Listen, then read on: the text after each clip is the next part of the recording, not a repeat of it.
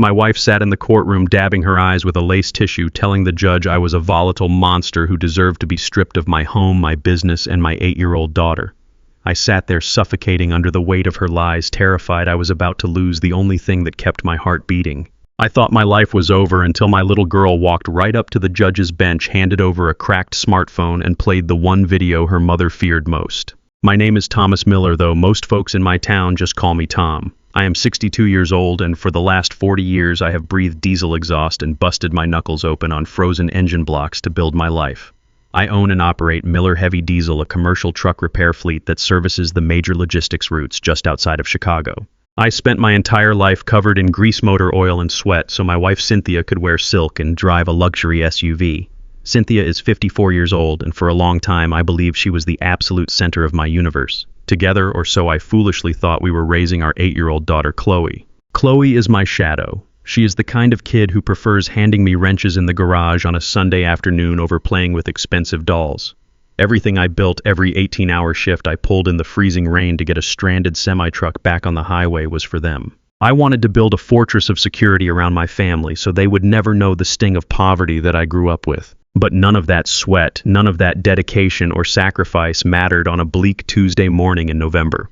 I was sitting in a sterile, freezing family court in the suburbs, and my entire world was being dismantled piece by piece. The room smelled like lemon floor wax and impending doom. The fluorescent lights overhead buzzed with a low, agonizing hum that set my teeth on edge. My collar felt incredibly tight, choking me. I am a man who is used to solving problems with his hands. I am a man who understands torque and pressure, a man who knows exactly how to rebuild a shattered heavy-duty transmission.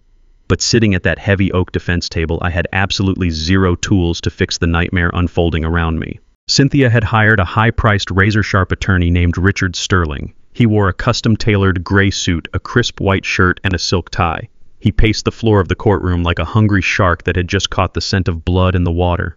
He was methodically and brutally tearing my 40 years of honest hard work to shreds. Sterling held up a thick stack of financial documents, waving them at the judge. A stern-looking man named Judge Harrison, who was already glaring at me over the rim of his reading glasses.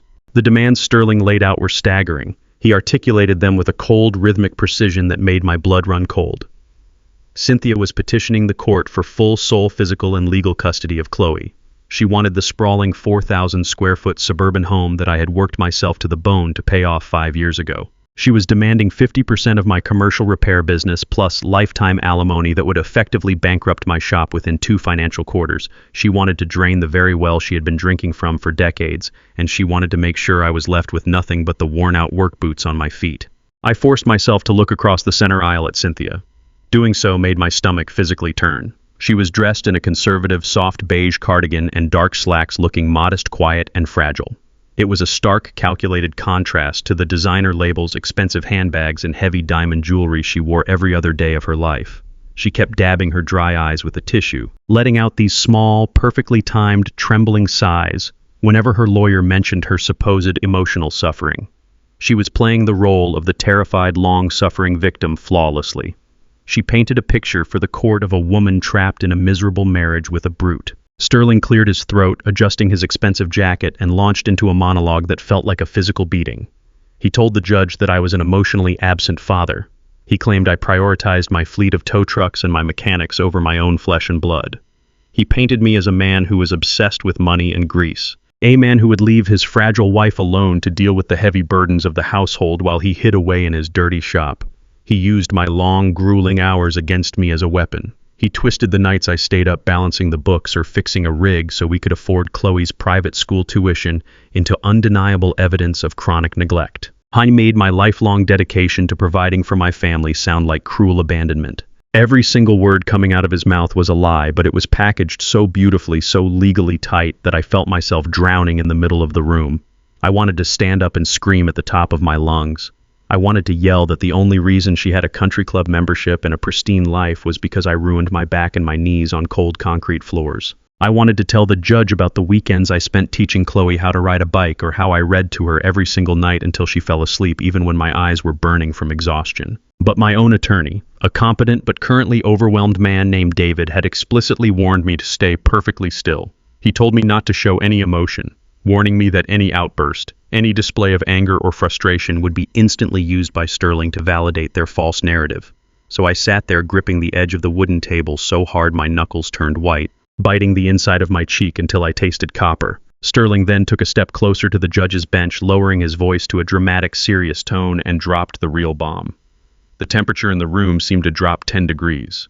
He picked up a sworn affidavit signed by Cynthia under penalty of perjury detailing a completely fabricated incident from 3 weeks prior. He claimed that during a minor disagreement over household finances, I had become dangerously unhinged. He told the court that I had picked up a heavy glass tumbler and thrown it across the kitchen, shattering it against the wall just inches from where Chloe was standing. He claimed that I had screamed violent threats that made Cynthia fear for her own life and the life of our child. My chest tightened so violently I genuinely thought I was having a massive heart attack. I gasped for air, forcing myself to remain seated. It was a complete and absolute fabrication. There was no glass, there was no screaming, there was no argument in the kitchen.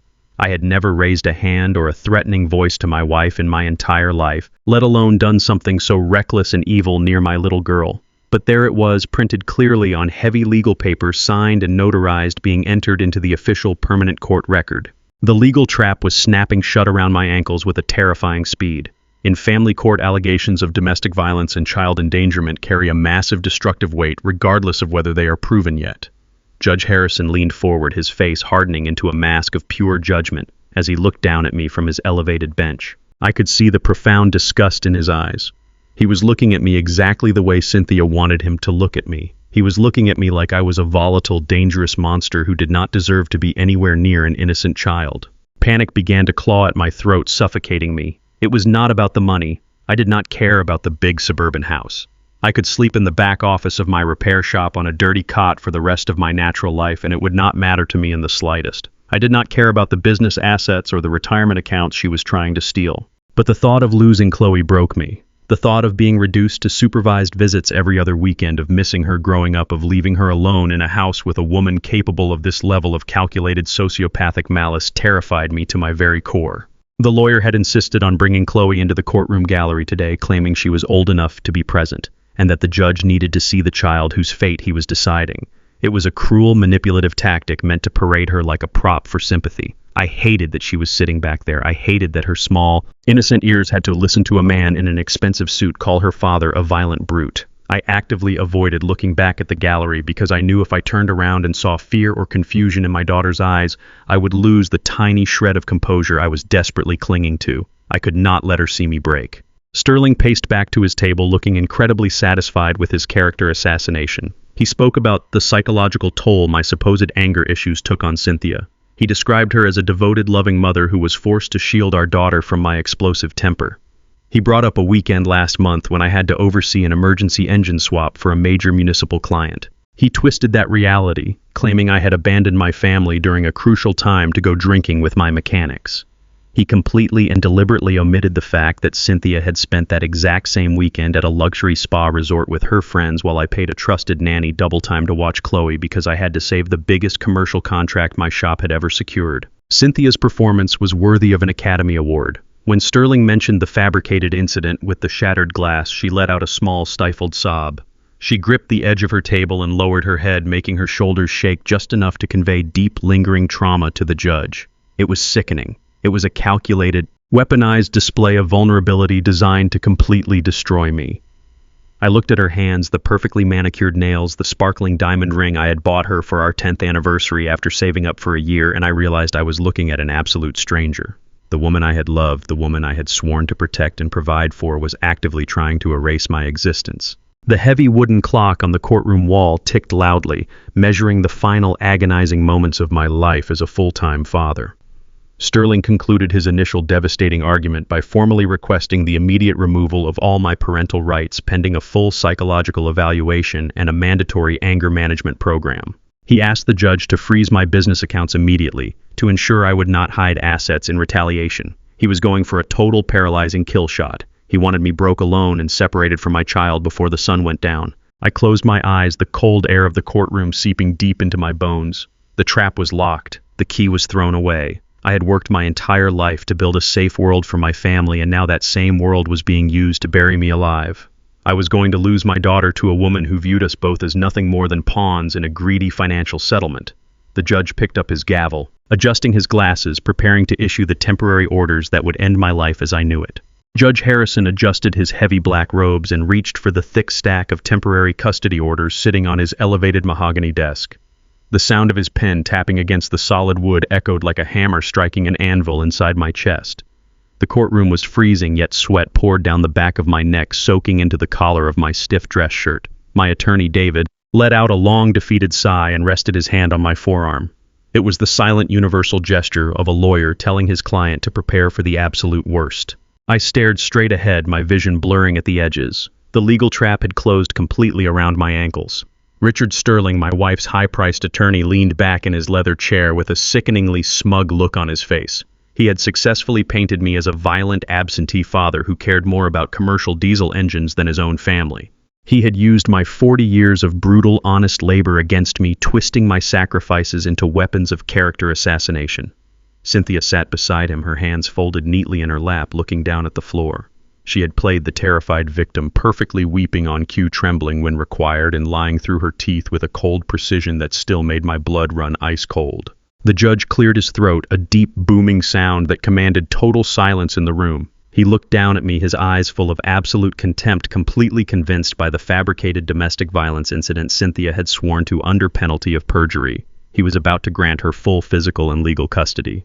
He was about to strip away my house, freeze my business accounts, and reduce me to a supervised visitor in my own daughter's life.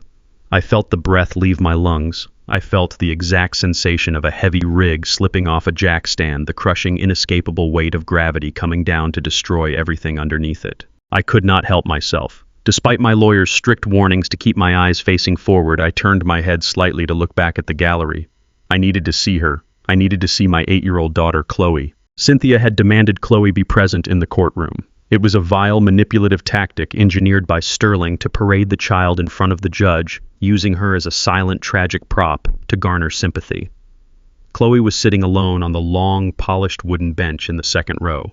She was wearing a simple yellow floral dress, her legs dangling over the edge, her small hands clutching a worn-out denim backpack in her lap. My heart shattered into 1,000 jagged pieces. She looked so small, so incredibly fragile against the massive, intimidating backdrop of the legal system. I expected to see tears in her eyes. I expected to see the terrible, crushing fear that had been haunting her every movement for the past 6 months. But as I looked at her, I saw something else entirely. Chloe was sitting perfectly straight. Her jaw was set. Her small hands were no longer shaking. She was looking directly at her mother's back, and there was a profound, quiet determination radiating from her face. It was the exact same look my own father used to get right before he walked into a blazing factory to pull out his fellow steelworkers. It was the look of someone who had decided they had absolutely nothing left to lose. Judge Harrison pulled his microphone closer to his mouth. He announced that based on the sworn affidavits and the deeply concerning allegations of volatility and neglect, he was prepared to issue his ruling on the temporary custody arrangements.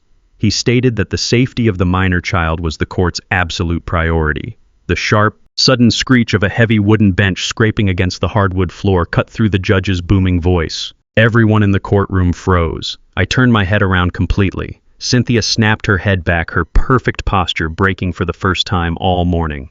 Richard Sterling dropped his expensive gold pen onto his notepad. Chloe was standing up. She stepped out from the gallery pew, her small black shoes clicking loudly against the polished floor. She did not look at her mother. She did not look at the expensive lawyer. She kept her eyes locked entirely on the elevated bench at the front of the room. She began to walk down the center aisle, moving with a steady, purposeful pace that defied every rule of decorum in that intimidating building. The armed bailiff, a towering man with a thick gray mustache, immediately stepped away from the wall. He raised a large hand, moving to intercept her, condition to stop any unauthorized person from approaching the judge. He barked a sharp command telling her to return to her seat immediately. Chloe did not stop. She reached into her denim backpack and pulled out a heavy, battered object. I recognized it instantly. It was an old, outdated smartphone with a severely cracked screen. I had replaced the internal battery and resoldered the charging port for her a year ago so she could use it to play offline games and take pictures of the stray cats behind my repair shop. It was a worthless piece of junk to anyone else, but she guarded it like a treasure. She clutched the cracked phone against her chest with both hands, marching directly past the plaintiff's table. Cynthia let out a sharp, genuine gasp. I watched the blood completely drain from my wife's face. The flawless tragic victim mask she had worn all morning instantly evaporated, replaced by a look of sheer, unadulterated panic. She reached her hand out, her manicured fingers clawing at the empty air, trying to grab Chloe's arm as she walked past. But she was too slow. Chloe stepped out of her reach, stepping right up to the low wooden gate that separated the gallery from the legal floor. The bailiff reached down to grab Chloe's shoulder. Judge Harrison raised a hand, his palm facing outward, halting the officer in his tracks. The judge leaned far over his massive wooden desk, his stern face softening just a fraction as he looked down at the tiny girl standing defiantly in the center of his courtroom. The absolute silence in the room was deafening. You could hear the faint hum of the air conditioning vents and the frantic, heavy breathing coming from Cynthia's table. Chloe looked up at the judge. She did not cry. She did not shrink back. Her small, trembling voice echoed through the vast, silent room, carrying a weight that completely shattered the tension. "Excuse me, Your Honor," Chloe said, pronouncing the title carefully, exactly the way she had heard the lawyers say it. "My mom told me to lie to you today. She told me I had to say my dad is a bad man." The courtroom erupted. Richard Sterling leaped out of his leather chair as if he had been struck by lightning. He threw his hands into the air, his face turning a deep, furious shade of red. He shouted at the top of his lungs, his voice booming with desperation. He cited penal codes and courtroom procedure, screaming that this was a gross violation of protocol, that the child was unrepresented, that she had not been called as a witness, and that any statement she made was strictly inadmissible hearsay. He demanded the bailiff remove her from the room immediately. He demanded that her words be stricken from the official record. Cynthia was trembling violently. She grabbed Sterling's jacket sleeve, pulling on him, her eyes wide with a terror I had never seen in her before. She was looking at that cracked smartphone in our daughter's hands as if it were a live grenade with the pin pulled out. My attorney David was practically vibrating next to me. He stood up, slamming his hands on our table, shouting right back at Sterling, arguing that the court had a fundamental obligation to hear evidence pertaining directly to the safety and coercion of a minor child. The two lawyers yelled over each other, their voices bouncing off the high ceiling, turning the formal legal proceeding into a chaotic, desperate brawl. Through it all, Chloe stood perfectly still. She lifted the battered phone higher, offering it up towards the judge. "I did not want to lie," Chloe said, raising her voice just enough to cut through the shouting men. "I have a video. It shows what my mom really does when my dad isn't home. It shows the truth." Judge Harrison grabbed his wooden gavel and slammed it down onto the sounding block with a thunderous, explosive crack that rattled my teeth. He slammed it a second time, then a third, the sharp report silencing the entire room instantly. "Sit down, Mr. Sterling," the judge roared, his voice filled with absolute, terrifying authority. "If you open your mouth one more time while this child is speaking, I will hold you in contempt and have you escorted to a holding cell. Sit down right now." Sterling froze, his mouth opening and closing like a fish suffocating on dry land. He slowly sank back into his leather chair, his arrogant demeanor completely destroyed. Beside him, Cynthia let out a low, miserable whimper, burying her face in her trembling hands. Judge Harrison took a deep breath, smoothing his black robes. He looked down at Cynthia, taking in her sudden, violent panic. He looked at the sweating, defeated lawyer beside her. Then he turned his gaze back down to the 8-year-old girl standing bravely before him. He saw the sheer terror in Cynthia's eyes, and he saw the desperate, quiet bravery radiating from Chloe. He saw a child who had walked through an emotional hell to stand in this room today. "Bailiff," the judge commanded, his voice returning to a calm, steady rumble. "Bring me that telephone." The towering officer stepped forward gently, taking the cracked device from Chloe's small hands. He walked it up the short steps and placed it directly onto the judge's desk. The entire courtroom held its collective breath. I felt my chest expanding. A massive surge of adrenaline flooding my veins. The trap was breaking open. Judge Harrison picked up the phone. He adjusted his reading glasses, staring at the bright, shattered screen. He tapped his finger against the glass. The courtroom speakers, tied directly into the bench microphones, picked up the audio perfectly. A sharp, cruel voice echoed through the sterile room. It was Cynthia's voice, but it lacked any of the soft, fragile tones she had been using all morning. It was cold, calculating, and dripping with pure, unadulterated malice. As the audio from the phone began to echo off the mahogany walls, my vision tunneled.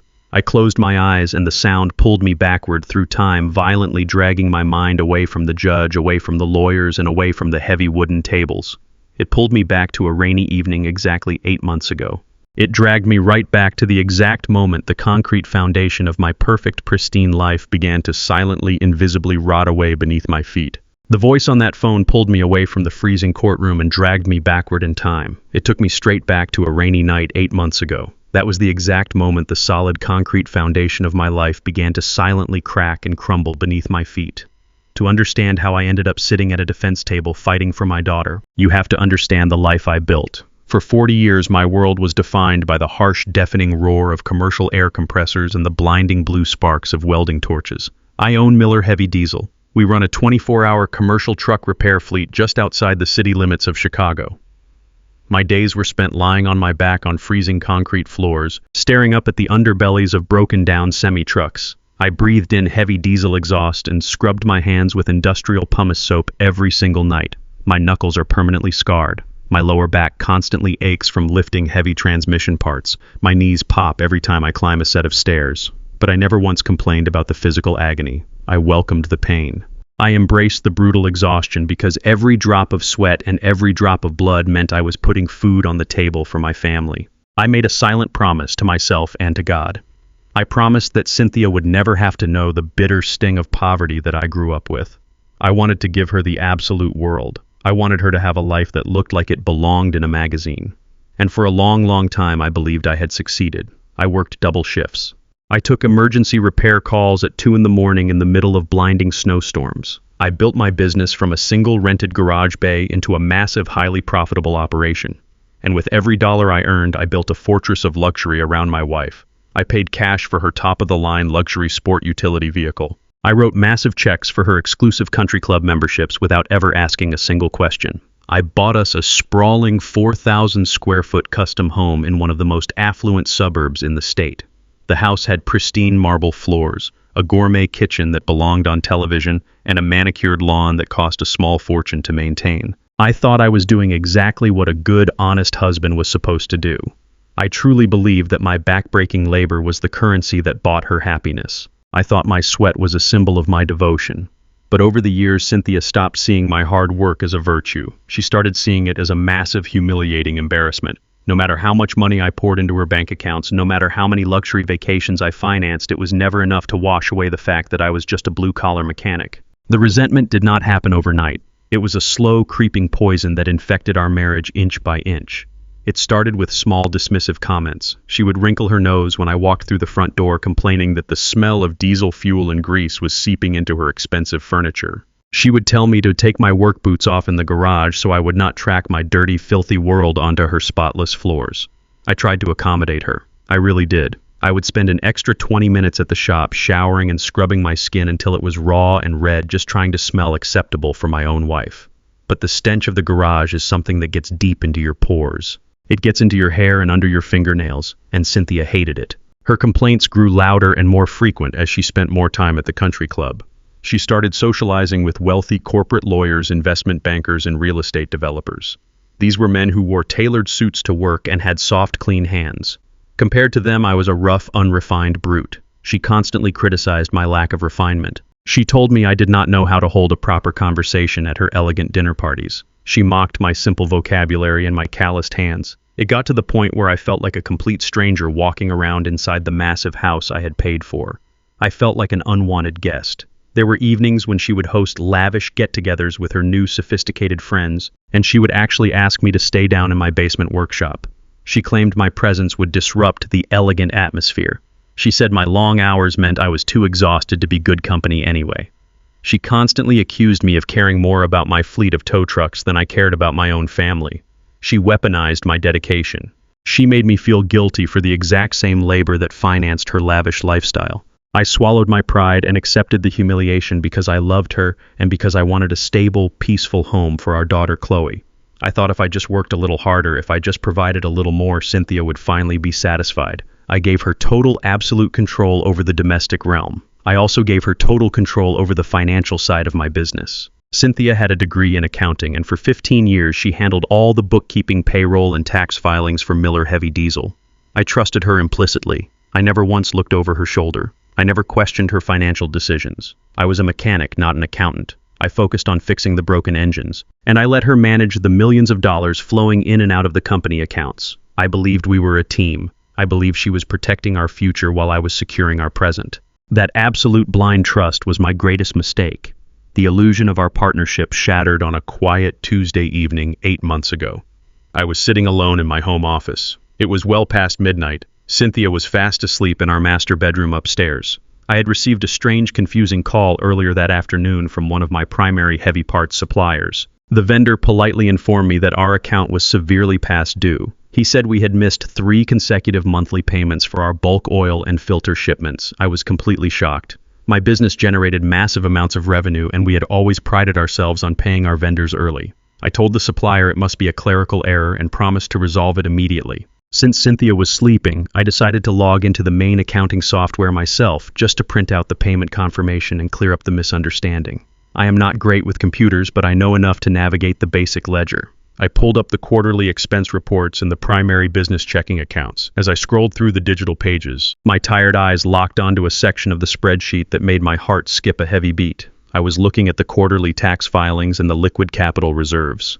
There was a massive, glaring discrepancy. A huge, undeniable chunk of liquid capital was simply gone. It was not a small accounting error. It was hundreds of thousands of dollars missing from the primary operating accounts.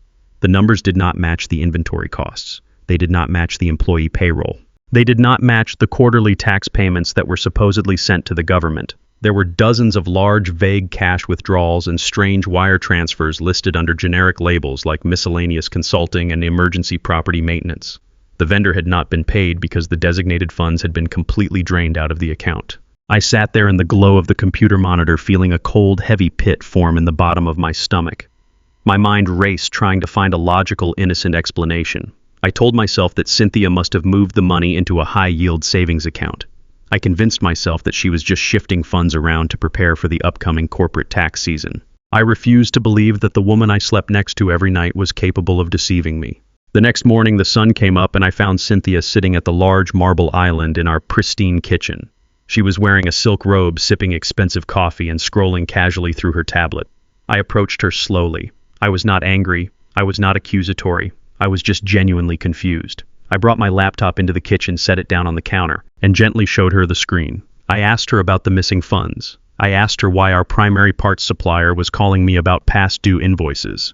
I asked her to explain the massive cash withdrawals and the strange wire transfers listed in the business ledger. I expected her to sigh, click a few buttons, and show me the holding account where the money was safely resting. I expected a simple, boring accounting explanation.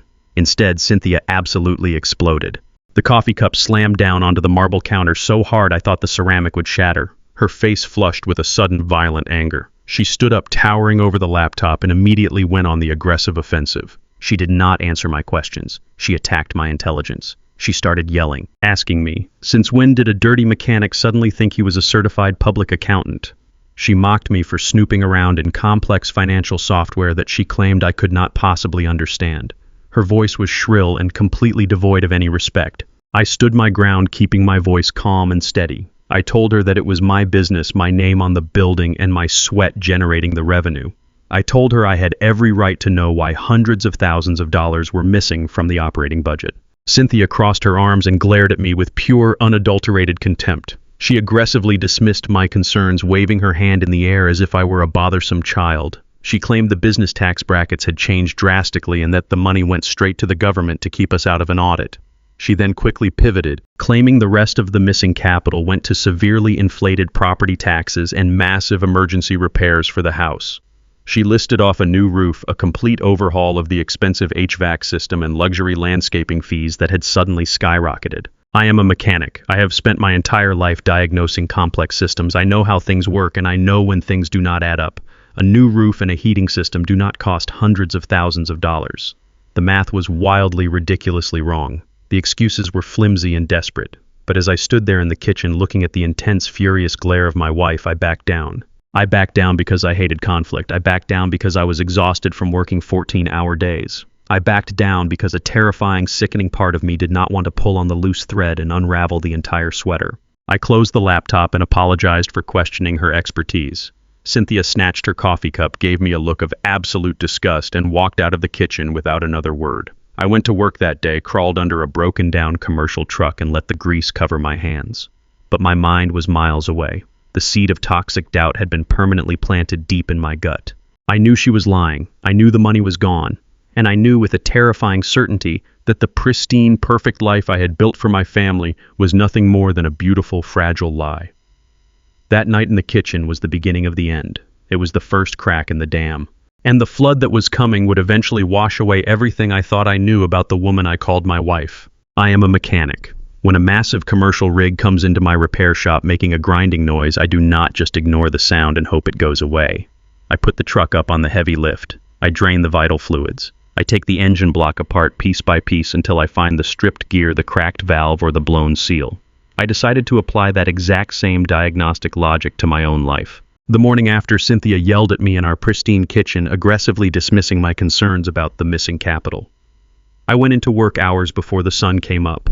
I locked the heavy metal door to my back office, brewed a pot of bitter black coffee, and sat down at my desk. I bypassed her accounting software passwords using the master administrator credentials I had never bothered to use before. I printed out 3 entire years of bank statements, corporate credit card bills, and quarterly expense reports. I laid them all out across my greasy steel desk. For the next 3 nights after all my mechanics had punched out and gone home, I sat under the flickering fluorescent ceiling light and manually traced every single dollar. I looked for the leak. It did not take long to find it. Cynthia was incredibly clever, but she was also arrogant. She thought I was too stupid and too tired to read a basic balance sheet. I found a recurring, highly suspicious pattern of electronic wire transfers. Every single month, massive sums of money were being quietly funneled out of our primary operating account and dropped into an external holding account. The vendor name attached to these massive transfers was listed as Apex Property Holdings, LLC. There were no commercial invoices attached to these transactions. There were no repair work orders, just raw hard cash disappearing into the ether under the vague guise of facility maintenance and private consulting fees. I used my shop computer to search the state business registry. It is public record if you know exactly where to look. I typed in the name of the LLC and hit search. The official registration document popped up on my screen. The registered agent and sole owner of Apex Property Holdings LLC was a man named Gregory Peterson. Greg was Cynthia's younger brother. My own brother-in-law was bleeding my company dry. Greg was a man who had never worked a hard, honest day in his entire life. He wore pastel polo shirts, drove expensive leased sports cars he could not actually afford, and called himself a real estate entrepreneur. In reality, he was a smooth-talking, lazy grifter who lived entirely on the charity and patience of our family. And now, I had concrete, undeniable proof that my wife was secretly funneling my life savings directly into his greedy pockets. My chest burned with a quiet, heavy anger. I did not throw things around my office. I did not scream into the empty garage. I carefully folded the documents, placed them in a secure manila envelope, and locked them inside the heavy steel safe bolted to my office floor. I needed to look Greg in the eye. I needed to see him squirm. The perfect opportunity arrived that very weekend. It was the 4th of July. We were hosting a massive neighborhood barbecue in our sprawling, perfectly manicured backyard. The summer sun was beating down on the green lawn. The smell of charcoal and grilled burgers filled the warm air. Our wealthy suburban neighbors and extended family members were laughing, sharing stories, and drinking expensive imported beer that I had paid for with my sweat. Greg arrived an hour late, as he always did, making a grand theatrical entrance. He was wearing expensive designer sunglasses and a flashy gold watch, acting like he owned the entire world. He walked right up to the stone patio, grabbed a cold beer from the silver cooler, and started boasting loudly to my neighbors about his latest commercial property investments. I stood silently by the hot grill, flipping burgers, watching him play the role of the highly successful businessman. My jaw was clenched so tight my teeth physically ached. I waited for the perfect moment to strike. About an hour into the crowded party, Greg wandered away from the noisy crowd to grab another drink from the secondary cooler near the wooden side gate. I set my metal tongs down, wiped my greasy hands on a towel, and quietly followed him. I stepped into the narrow, shaded walkway beside the house, completely cutting off his path back to the lively party. He turned around, flashing his bright, artificial smile. He held up his fresh drink and told me the food was fantastic. I did not smile back. I stepped closer, invading his personal space, letting my size intimidate him. I kept my voice incredibly low, so quiet and calm that only he could hear me over the distant sound of the party music playing on the patio speakers. I looked him dead in the eyes and told him I wanted to know exactly what Apex Property Holdings LLC was. I watched the color drain completely out of his smug face. His arrogant smile vanished in an absolute instant. His eyes darted back and forth, desperately looking for a way out of the narrow walkway. The hand holding his cold beer began to shake visibly, rattling the ice inside the bottle. He stammered, his voice suddenly pitching an octave higher, claiming he did not know what I was talking about. I took another step forward, backing him directly into the wooden fence. I pulled the printed state registry document from my back pocket and shoved the paper firmly against his chest. I told him I knew all about the secret wire transfers. I told him I knew Cynthia had been funneling hundreds of thousands of dollars from my commercial repair shop into his fake real estate company. I gave him exactly 10 seconds to tell me where my money was before I dragged him out to the front driveway in front of all his friends and called the police for corporate fraud. Greg started sweating profusely. Thick drops of perspiration formed on his forehead and rolled down his neck, soaking the collar of his expensive shirt. He practically choked on his own panicked words. He whispered frantically, begging me to understand. He claimed it was just a short-term loan. He said Cynthia knew he was in a tight financial spot because a massive commercial flip had gone bad. He blamed the contractors for walking out and claimed the bank was going to foreclose on everything he owned. He swore on his life that Cynthia just loaned him the capital to keep the project afloat, and he promised to pay every single cent back with interest. I was a pathetic, terrified coward. But before I could demand to see his bank records to prove his ridiculous story, the wooden side gate swung open violently. Cynthia marched into the walkway. She had obviously seen me corner her brother from across the yard and followed us into the shadows. Her eyes were blazing with a ferocious, unrestrained fury. She stepped directly between me and Greg, acting like a shield to protect him from my anger. She demanded to know what I was doing to her brother. I looked at my wife, feeling a deep, profound sense of betrayal. I told her that her brother had just confessed to taking hundreds of thousands of dollars from my business. I told her he admitted she gave it to him as a secret, unauthorized loan. I reminded her that stealing from the company was corporate fraud and that she was actively stealing from our daughter's future security. I expected her to apologize. I expected her to break down crying, admit her terrible mistake, and beg for my forgiveness. Instead, she went on a brutal, calculated offensive. She turned the entire situation around with a breathtaking level of psychological manipulation.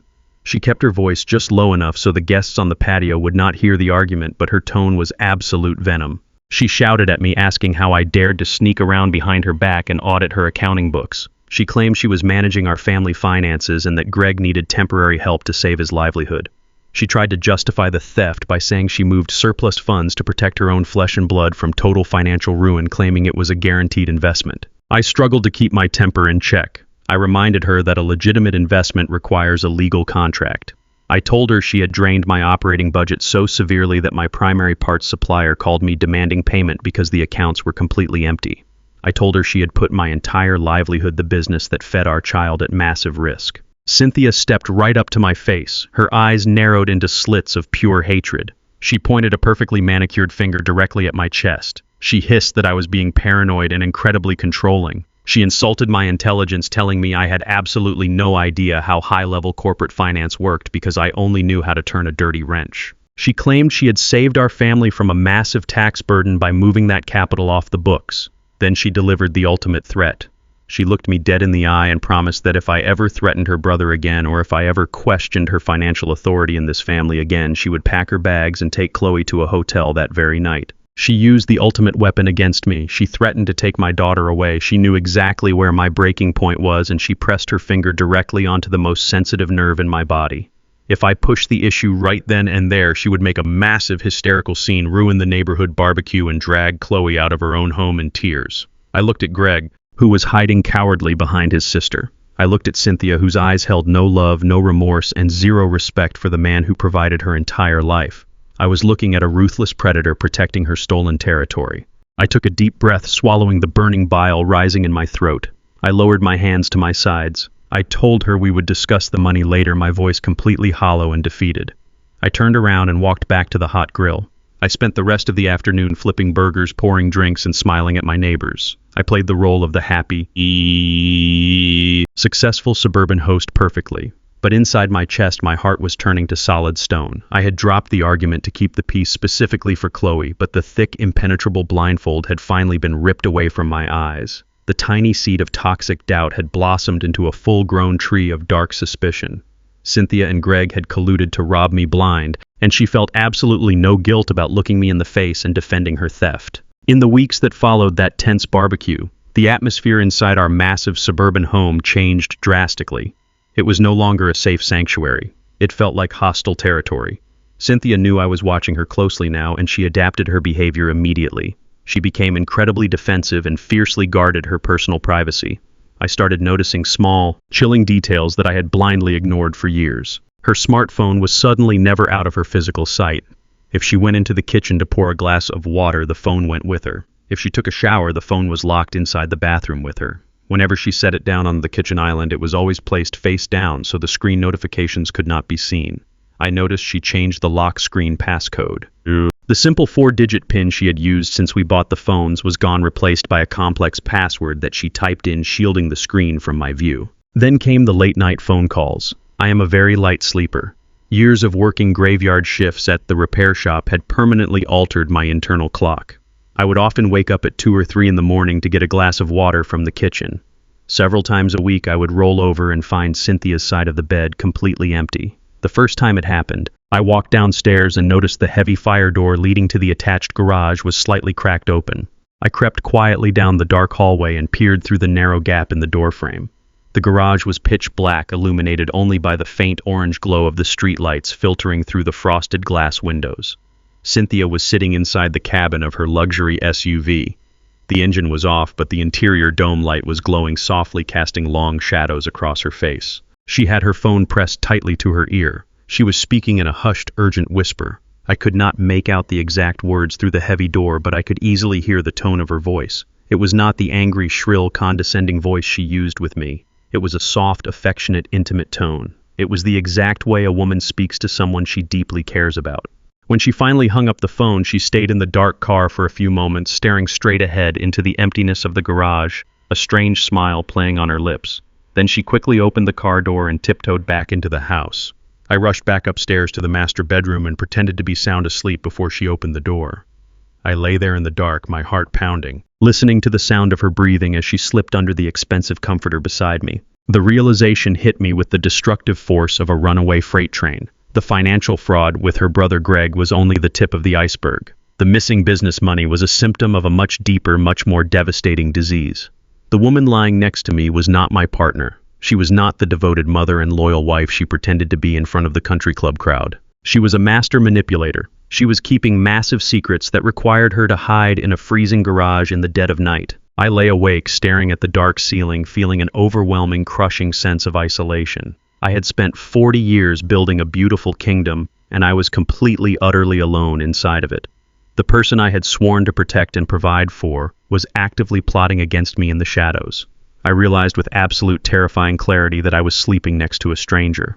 I was sharing a bed with a hostile enemy who was smiling in my face while holding a knife to my back. But I knew I could not panic. I could not confront her without solid, undeniable proof. The incident with Greg had taught me a valuable, painful lesson. If I attacked her directly without ammunition, she would use my anger against me. She would gaslight me, call me paranoid, and carry out her threat to take Chloe away. I had to be much smarter. I had to be patient. I had to treat this exactly like a complex, catastrophic mechanical failure. I needed to observe the broken system, gather my diagnostic data in silence, and wait for the perfect moment to dismantle the entire engine.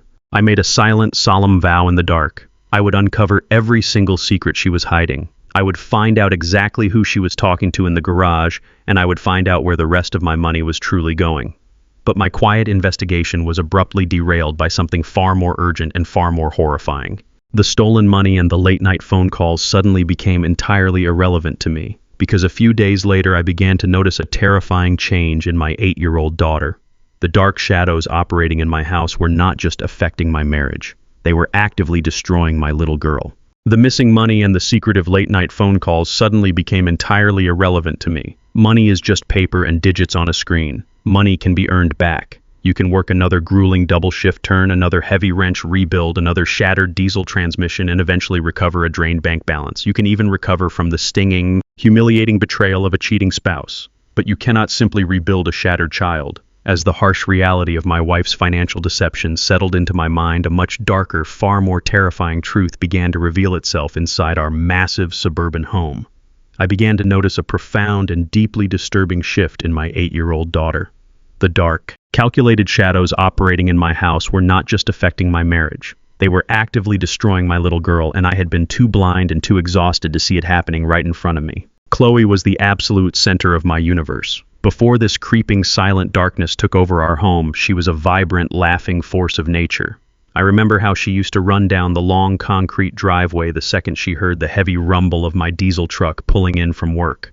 She would throw her small arms around my legs, completely uncaring about the thick black grease, the dust, or the smell of motor oil coating my heavy work clothes. She used to sit on a little wooden stool in my home garage on Sunday afternoons, handing me socket wrenches and asking a million bright, curious questions about how engines worked. She had this radiant, infectious energy that could instantly melt away the bitter exhaustion of a 14-hour workday. She was my heart living outside of my chest. But that beautiful, radiant light was gone.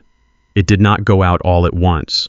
It was extinguished slowly, methodically, day by agonizing day, until my daughter was nothing more than a hollow, terrified ghost haunting the hallways of our own home. I started noticing the small, heartbreaking changes first. Children are incredibly resilient, but they are also terrible at hiding their true, deep-seated trauma if a parent just pays close enough attention. Chloe completely stopped running to the front door to greet me. Instead, when I walked in, she would quietly emerge from her bedroom, her posture stiff, her eyes darting nervously toward the kitchen or the living room where her mother usually sat. She stopped laughing out loud. Her cheerful voice, which used to fill the high-ceilinged rooms of our house with pure joy, was reduced to a cautious, trembling whisper. But the most terrifying shift was the sheer physical fear she displayed. If a heavy oak door accidentally slammed shut in a draft, or if a dish clattered loudly in the kitchen sink, Chloe would violently flinch. Her small shoulders would instantly jump up to her ears, and she would shrink into herself, closing her eyes tight as if she were bracing for a physical blow. It was the primal, instinctive reaction of a cornered, abused animal expecting to be struck. It shattered my heart into a million jagged pieces every single time I witnessed it. She walked through her own home as if the floorboards were made of fragile glass, terrified of making a single sound. Then came the obsessive, desperate hiding of her belongings. I would go into her room to tuck her in at night and find the space completely sterile. It looked like a staged museum exhibit, not the bedroom of a vibrant 8-year-old girl. There were no coloring books left on the desk. There were no dolls or stuffed animals resting on her bed. One evening, I was fixing a loose hinge on her closet door, and I found all of her favorite toys crammed desperately into the dark back corner, hidden beneath a heavy pile of winter blankets. When I asked her about it gently, she panicked. Her breathing hitched, her eyes went wide with sheer terror, and she begged me to put them back exactly how I found them. She whispered frantically that if her toys were left out, they would be taken away permanently. She said they would be thrown in the garbage because they were a messy distraction that ruined the aesthetic of the house. A child does not invent that kind of clinical punishing logic on her own. Those were the exact words of an adult. Those were Cynthia's words. The sickening, undeniable realization that my wife was actively terrorizing our daughter finally crystallized on a bleak Thursday afternoon. It had been raining heavily all morning, a cold, bitter Midwestern downpour that forced me to close the outdoor repair bays at my commercial shop early. I decided to head home around 3 in the afternoon hours before my usual arrival time. I drove my truck down our quiet, affluent street, the heavy tires splashing through deep puddles of cold water. I pulled into the driveway and killed the engine. The house was completely silent from the outside. Cynthia's luxury sport utility vehicle was parked in the garage, meaning she was home, but there was no sound of the television, no music playing, no signs of domestic life. I walked through the mudroom quietly, taking off my heavy, wet work boots. The silence in the sprawling house was unnatural. It felt heavy, suffocating, and incredibly tense, like the atmospheric pressure right before a massive, violent storm breaks. I called out for Chloe, fully expecting to hear her small footsteps running down the hardwood stairs. There was no answer. I walked through the pristine gourmet kitchen and into the main living room. The house was spotless, cold, and entirely empty. A tight knot of genuine, sickening panic began to form in the bottom of my stomach. I called out for Cynthia, but the large, empty rooms simply swallowed my voice. Then as I stood near the dark hallway leading to the basement stairs, I heard it. It was a faint, muffled sound, a quiet, rhythmic sobbing coming from beneath the floorboards. My chest tightened so painfully I could barely draw a breath. I opened the heavy basement door and looked down the wooden stairs. The basement was completely dark. The lights were turned off, and the thick blackout curtains over the small egress windows completely blocked out the gray afternoon light. I slowly walked down the steps, my heart pounding violently against my ribs, fearing the absolute worst. When I reached the bottom landing, my eyes slowly adjusted to the heavy darkness. I reached out and flicked on the overhead switch. The harsh fluorescent bulbs flickered to life, flooding the unfinished concrete space with cold, unforgiving light. And there, sitting on the freezing concrete floor, tucked defensively behind a stack of heavy cardboard storage boxes, was my 8-year-old daughter. She was curled up into a tight defensive ball, her knees pulled all the way up to her chest, her small arms wrapped tightly around her shins. She was crying so hard she was silently hyperventilating, her small chest heaving with every suppressed gasp. When the bright light hit her, she gasped audibly and scrambled backward until her spine hit the cold cinder block wall. Her eyes were completely wide-wild with a sheer primal terror that no child should ever possess. She looked at me not as her loving protective father, but as a towering, unpredictable threat. I dropped to my knees instantly. I completely ignored the sharp shooting pain in my old joints and crawled over to her on the hard concrete. I kept my hands low and visible so I would not frighten her further. I asked her what was wrong, my voice cracking with heavy, overwhelming emotion. I asked her if she was physically hurt. Chloe recognized me, but the stark terror did not leave her tear-stained face. She practically lunged forward, grabbing the thick canvas fabric of my work shirt with her tiny, trembling hands. She buried her wet face deep into my chest, sobbing uncontrollably. I wrapped my large, calloused arms around her small body, holding her tight, desperately trying to absorb her fear. I kept asking her what happened, pleading with her to talk to me. Finally, between ragged, desperate gasps for air, she spoke. Her words were a devastating, breathless whisper that froze the blood in my veins. "Please do not tell Mom I am down here," she begged, her voice frantic and laced with absolute panic. She told me to be quiet, terrified that my deep voice would carry up the stairs and alert her mother. "Please, Daddy, do not tell her you found me out of my room." She told me I had to go back upstairs immediately and pretend I had not seen her. She said if Mom knew she was playing in the basement, she would be locked in the dark again. She confessed she was hiding because she had accidentally spilled a small plastic cup of water on the pristine kitchen counter, and she knew she was going to be severely punished for being a clumsy burden. She looked up at me, her brown eyes pleading, desperately begging her own father to become an accomplice in hiding her from her own mother. I sat on that freezing concrete floor holding my trembling daughter, and I felt the entire world stop turning on its axis. This was not the normal behavior of a child who was simply sad, or a child experiencing a difficult developmental phase. This was the behavior of a prisoner of war. My beautiful, vibrant daughter was living in a state of constant, paralyzing dread inside her own home. She was tiptoeing around her mother like she was navigating an active minefield, terrified that any minor infraction, any spilled drop of water or slightly misplaced toy, would trigger a catastrophic abusive response. I realized in that dark, cold basement that Cynthia was not just stealing my money to fund an illicit double life. She was actively, systematically breaking the spirit of our child. She was using primal fear and psychological torture to control Chloe, demanding an impossible level of silent, invisible obedience, so she would not be bothered by the actual duties of motherhood. A burning, righteous, uncontrollable fury ignited deep inside my chest. It was a fire so intense it completely consumed the lingering exhaustion in my bones. I wanted to march right up those wooden stairs, tear the master bedroom door off its heavy hinges, and drag my wife out of the house by her wrist. I wanted to scream in her face until my lungs bled, but as I looked down at Chloe, who was still shivering violently in my arms, I knew that exploding in anger would only terrify her more. If I lost control, if I acted like a volatile brute, I would be playing right into Cynthia's manipulative hands. I had to remain the steady, immovable anchor for my daughter. I gently kissed the top of Chloe's head. I wiped her tears with my rough thumbs and promised her with absolute, unwavering certainty that she was safe. I promised her that no one was ever going to lock her in the dark again. I told her I would take care of everything. I picked her up, carried her upstairs to her bedroom, and tucked her safely into her bed, telling her to rest. I walked back down the hallway toward the master bedroom. My heavy work boots felt like they were made of solid lead. Every step was deliberate, calculated, and heavy with impending confrontation. I pushed open the heavy double doors. Cynthia was lying comfortably on top of our expensive California king bed. She was wearing a plush silk robe, a hydrating cosmetic mask over her eyes, and she was casually tapping away on her smartphone. The room smelled strongly of lavender and expensive vanilla candles. The sheer grotesque contrast between her relaxed, pampered luxury and my daughter's freezing terror in the basement made me physically nauseous. I stood at the foot of the bed and waited for her to acknowledge my presence. She did not even look up from her glowing screen.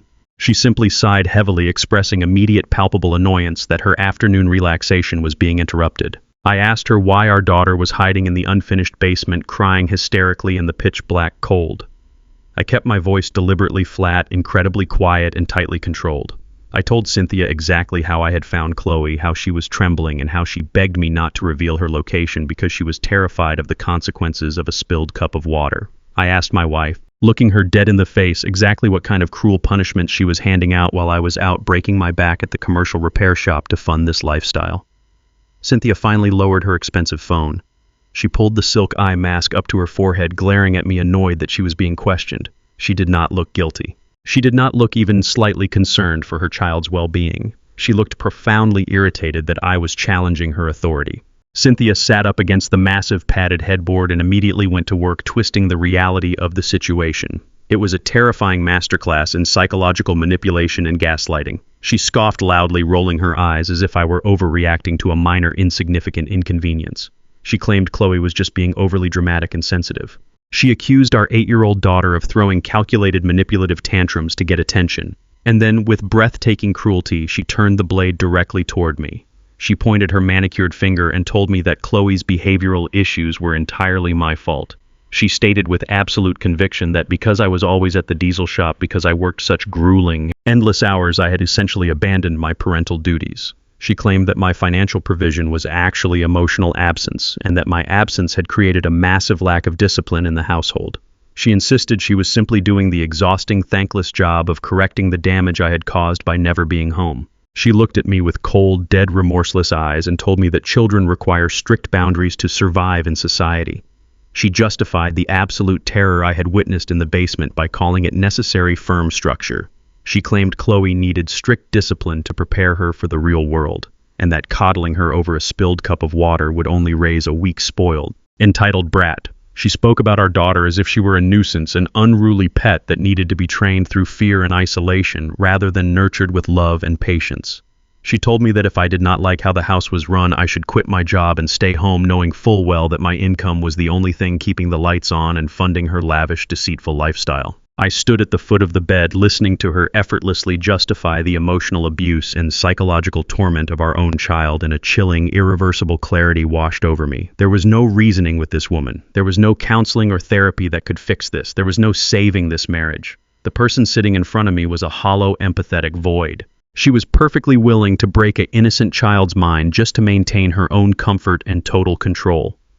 I realized that arguing with her was completely pointless. She would only gaslight me further, twist my words, and escalate her cruelty toward Chloe when I was safely out of the house. I had shifted from a man investigating a missing bank balance to a desperate father fighting for his daughter's very survival. I looked at Cynthia one last time, nodded silently, as if accepting her twisted evil logic, and turned around and walked out of the bedroom. I knew exactly what I had to do. I could not fight her with angry words or emotional accusations. I had to fight her with undeniable, crushing, irrefutable evidence. The following Saturday morning arrived with a cold and bitter wind. Cynthia was busy applying her expensive makeup in the master bathroom, preparing for a charity brunch at her exclusive country club. I sat at the kitchen island drinking my black coffee in absolute silence, watching her coordinate her designer outfit. She looked perfectly put together without a single hair out of place, projecting the flawless image of a wealthy, dedicated suburban wife. I kept my face entirely neutral, masking the raging storm of protective fury that was churning inside my chest. I knew she would be gone for at least 4 hours. I needed that time. I needed an empty house to figure out exactly what was terrorizing my little girl. As soon as Cynthia grabbed her leather handbag and drove her luxury SUV out of the driveway, I locked the front door. Chloe was spending the weekend at her cousin's house, a rare arrangement that I had quietly encouraged just to get her out of this toxic environment for a few days. The massive house was completely silent. It was that heavy, suffocating kind of silence that presses against your eardrums. I walked up the hardwood stairs, my work boots making no sound on the thick carpet runner. I was not walking as a husband anymore. I was walking as a mechanic who knew that a catastrophic failure was happening somewhere deep inside the machinery of my own home, and I was determined to tear it apart until I found the broken pieces. I opened the door to Chloe's bedroom and stepped inside. I stood in the center of the room and simply looked around. It broke my heart all over again. A child's bedroom should be a sanctuary of joy and chaos. It should be filled with scattered crayons, half-finished drawings, and messy piles of colorful clothing. But Chloe's room was sterile. The bed was made with military precision.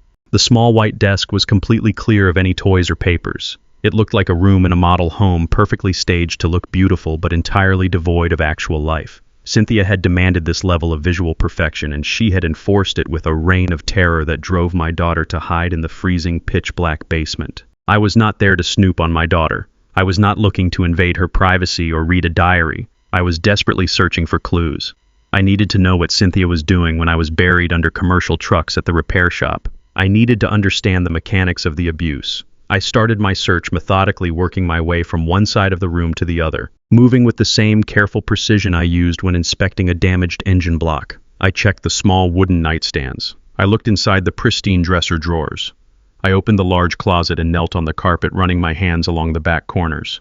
I found exactly what I had seen before. All of her favorite toys were desperately shoved into the darkest, deepest corners of the closet, hidden beneath a pile of heavy winter sweaters. She had tucked them away so carefully, terrified that her mother would find them and throw them in the garbage. I carefully moved the sweaters aside. There was a small mountain of stuffed animals, dolls, and building blocks. I reached into the pile, my rough, calloused hands feeling the soft fabric of a stuffed brown bear. It was a bear I had won for her at a local county fair years ago. She used to carry it everywhere, dragging it by one arm until the fur was matted and worn. As I picked the bear up, my fingers brushed against something hard and rigid hidden deep inside the stuffing. It was completely out of place. Stuffed animals do not have heavy rectangular blocks buried inside their stomachs. I turned the bear over and noticed a jagged, messy tear along the bottom seam. The fabric had been carefully ripped open and then crudely tucked back together to hide the opening. My heart began to pound, a heavy, erratic rhythm against my ribs. I sat back on my heels, holding the bear in my lap. I reached 2 fingers inside the torn seam, pushing past the white cotton stuffing. My fingers closed around a cold, smooth object made of glass and metal. I slowly pulled it out into the light of the bedroom. I stared at the object in my palm, and the breath completely caught in my throat. It was a battered, outdated smartphone with a severely cracked screen. I recognized it immediately. It was my old phone, a device I had stopped using 2 years ago when the charging port became loose. Instead of throwing it away, I had brought it to my workbench in the garage. I spent an hour resoldering the internal connection and gave the phone to Chloe. I had wiped it completely clean, removing the cellular service, and installed a bunch of simple offline games and drawing applications for her to play with. She loved that phone. She used to run around the backyard, taking blurry, tilted pictures of the trees and the stray cats that wandered near the fence. I thought it was just a harmless, broken piece of junk that made my little girl smile. But as I sat there on the floor of her sterile bedroom looking at the cracked screen, a terrifying realization began to wash over me. Chloe had not hidden the phone because it was a toy. She had hidden it inside the torn bear because it was a tool. It was her only weapon of defense. Children are observant. They are incredibly smart, and when they are pushed into a corner by an abusive adult, they learn how to survive by any means necessary. The phone was completely dead. The screen was black and unresponsive when I pressed the side buttons. I stood up quickly, my knees popping in the quiet room. I grabbed the phone and practically ran down the hallway to my own home office. My hands were shaking so badly I could barely manage to plug the small charging cable into the wall outlet. I connected the wire to the bottom of the cracked phone. A small red battery icon appeared on the shattered screen, indicating it was taking a charge. I sat in my heavy leather desk chair and stared at the dark screen. The waiting was absolute agony. It felt like I was sitting in a hospital waiting room, bracing myself for a doctor to deliver a terminal diagnosis. I knew with a dark and sickening certainty that the answers to all my questions were locked inside that small digital box. I watched the red battery icon slowly turn green. 5 minutes passed. 10 minutes passed. The silence of the massive suburban house felt heavier than concrete. When the battery finally reached 5%, I pressed and held the power button. The screen flickered, the bright backlight illuminating the cracks running across the glass. The home screen appeared. It was a picture of me and Chloe from a fishing trip 3 years ago. Seeing her happy, carefree smile in that photograph compared to the terrified, trembling girl I had found in the basement made my eyes burn with unshed tears. I swiped my thumb across the screen to unlock it. I did not bother looking at the game folders or the drawing applications. I went straight to the main photo gallery. I tapped the icon and the screen populated with a grid of small square thumbnails. What I saw made the blood completely drain from my face. There were no pictures of stray cats. There were no blurry photos of the backyard trees. The entire digital gallery was filled with video files. There were dozens of them stretching back over the past 6 months. I scrolled down slowly, my thumb trembling against the glass.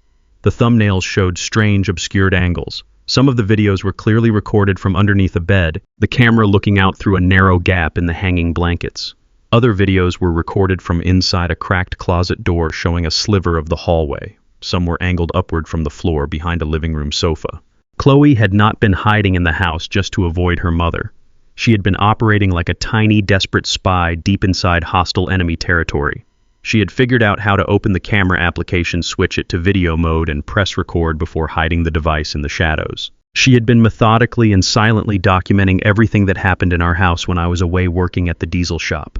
My 8-year-old daughter had taken it upon herself to gather the evidence because she knew nobody would ever believe her word against the flawless, perfect image her mother projected to the world. The sheer monumental weight of what my child had been carrying on her small shoulders threatened to crush me completely. She had lived in a state of constant paralyzing vigilance. She had spent half a year setting up a crude surveillance network just to prove she was not crazy, just to prove the abuse was real. She had suffered in absolute silence, protecting this digital black box because it was her only hope of salvation. I placed the phone down on the center of my heavy wooden desk. My breathing was ragged and shallow. I felt physically sick, a cold nausea swirling violently in my stomach. The grid of video files stared back at me, a silent, damning ledger of Cynthia's secret life. I knew that pressing play would fundamentally and permanently destroy my marriage. I knew that whatever was recorded on that device would change the trajectory of my life forever. You cannot unsee the truth. You cannot unlearn betrayal. Once you pull the engine block apart and expose the shattered gears, you have to deal with the damage. I wiped the cold sweat from my forehead using the back of my scarred hand. I leaned forward in my chair. I reached out my index finger, hovering over the very first video file in the top left corner of the screen. The thumbnail showed a view from underneath the kitchen island looking directly toward the marble countertops. I took a massive, shuddering breath, filling my lungs with air, bracing my heart for the absolute worst. I pressed my finger against the cracked glass and the video began to play. I pressed my thick, calloused index finger against the shattered glass of the screen. The video buffered for a fraction of a second before the image flared to life. The camera angle was low to the floor. It was looking out from beneath the overhang of the large marble kitchen island. I could see the polished hardwood floor and the lower half of the expensive stainless steel refrigerator. The audio was slightly muffled at first, but then became painfully clear. I heard the unmistakable sound of high heels clicking across the wood. Cynthia stepped into the frame. She was wearing a sleek black dress, holding a pair of crystal glasses. I watched my wife turn and smile towards someone just out of view. Her smile was radiant. It was the kind of bright, welcoming smile she had not directed at me in over a decade. A man walked into the frame and wrapped his arms around her waist. He pulled her close and kissed her. My stomach dropped into a bottomless pit. The physical shock of seeing my wife in the arms of another man was like taking a heavy wrench straight to the jaw. But the true horror set in a moment later when the man turned his face toward the camera to take a glass from her hand. I knew that face. I knew exactly who he was. It was not some random country club acquaintance. It was Derek Holden. He was the wealthy, aggressive owner of Holden Freight Transport. Derek ran one of the largest logistics fleets in the entire county. He was my direct commercial rival. For years, Derek had been trying to undercut my repair shop, aggressively poaching my best mechanics and trying to steal my municipal contracts. I was a ruthless, arrogant corporate shark who inherited his wealthy father's money and loved to step on blue-collar workers to get ahead. Seeing him standing in my custom kitchen kissing my wife completely paralyzed me. My mind struggled to process the collision of my personal and professional worlds. Cynthia had always complained about my business. She hated the diesel smoke and the long hours. Yet here she was, intimately entangled with the very man actively trying to destroy my livelihood. I watched them laugh together. Derek pulled her close again, whispering something in her ear that made her throw her head back in genuine delight. The sheer betrayal was suffocating. I sat in my dark office, clutching the edges of my heavy desk, forcing myself to keep watching. I needed to know how deep this toxic root had grown into the soil of my life. The video skipped forward slightly, a result of the motion activation sensor on the phone. The scene shifted. The natural sunlight pouring through the kitchen windows had faded into the warm glow of the evening chandelier. Cynthia and Derek were now sitting at the kitchen table. The heavy front door chimed in the background, and a few seconds later, a third pair of feet entered the frame. It was Greg. Cynthia's lazy, grifting younger brother strolled into my kitchen as if he owned the entire house. He tossed his keys onto the marble counter and pulled out a chair next to Derek. Greg reached across the table and grabbed a bottle of my most expensive aged bourbon. It was a rare bottle I had received as a gift from a grateful client, a bottle I had been saving for a special occasion. Greg cracked it open without a single ounce of hesitation and poured 3 generous glasses. They raised their glasses together in a cheerful, celebratory toast. I watched my wife, my brother-in-law, and my worst business rival drink my liquor inside the house I broke my back to build. The casual, relaxed atmosphere among the 3 of them made me physically ill. They were not nervous. They were not looking over their shoulders. They operated with the absolute arrogant certainty that I was a clueless, exhausted mechanic blindly turning wrenches in the dark. I turned the volume up on the phone, bringing the small speaker close to my ear. The conversation was not about romance or family gossip. It was a highly structured, incredibly detailed business meeting. I listened in absolute horror as the puzzle pieces of my financial ruin snapped perfectly into place. Derek leaned back in his chair and unbuttoned his suit jacket. He asked Greg for a status update on the latest capital transfers. Greg confidently pulled a leather-bound ledger from his jacket and began reading off a list of numbers. The numbers perfectly matched the massive, unauthorized withdrawals I had discovered in my shop's accounting software just days prior. I listened as they openly laid out their entire criminal operation. Apex Property Holdings was not a real estate company. It was a complete phantom. It was a fake shell corporation set up by Greg, entirely funded and instructed by Derek Holden. Cynthia was using her position as my lead accountant to generate fake invoices for phantom facility repairs and non-existent consulting fees. She would approve the invoices and wire massive chunks of my operating capital directly into Greg's fake company. Greg would then take a 20% cut for his trouble and filter the rest of the stolen money directly into offshore accounts controlled by Derek. They were systematically bleeding Miller Heavy Diesel dry. Derek was essentially using my own wife to steal my operational funds, crippling my ability to purchase parts, pay my vendors, and keep my fleet running. It was a brilliant, devastating corporate sabotage disguised as a family loan. Derek wanted my municipal contracts, and the easiest way to bankrupt his only major competition was to have the owner's wife drain the bank accounts from the inside. The pure, concentrated evil of the scheme made my hands shake uncontrollably. Greg laughed, taking another sip of my bourbon. He praised Cynthia for her flawless bookkeeping skills, joking about how incredibly easy it was to fool a guy who barely knew how to turn on a computer. Cynthia smiled a cold, empty smile that sent a violent shiver down my spine. She thanked Derek for the brilliant strategy, placing her hand intimately over his on the table. She said I was so tired when I came home every night that I would never have the energy to question her authority over the numbers. They had turned my relentless work ethic, my sheer dedication to providing for my family, into the exact weapon they were using to destroy me. But the financial devastation was nothing compared to the true malice that Cynthia revealed next. Derek asked her about the long-term timeline. He wanted to know exactly when they could expect Miller Heavy Diesel to officially default on its commercial loans and enter foreclosure. He needed to time his corporate takeover perfectly to sweep up my municipal contracts the minute my doors closed. Cynthia took a slow, elegant sip of her drink. Her voice was steady, devoid of any warmth or human empathy. She told Derek that based on her aggressive withdrawal schedule, my primary vendor accounts would be completely frozen within 2 months. She calmly explained that once the parts suppliers cut me off, my mechanics would not be able to finish their repair jobs. The revenue stream would instantly dry up. She had already calculated the exact date I would miss payroll. She said the business would totally collapse before the end of the year. Greg chimed in, sounding slightly nervous. He asked Cynthia what would happen when I realized the business was ruined.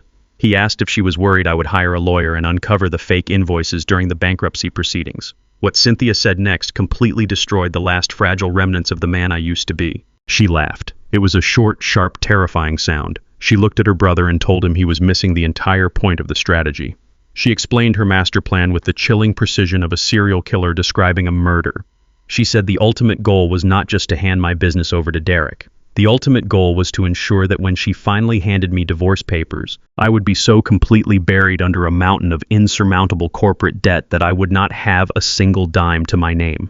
She casually told her lover and her brother that by the time the business failed, my personal credit would be entirely destroyed.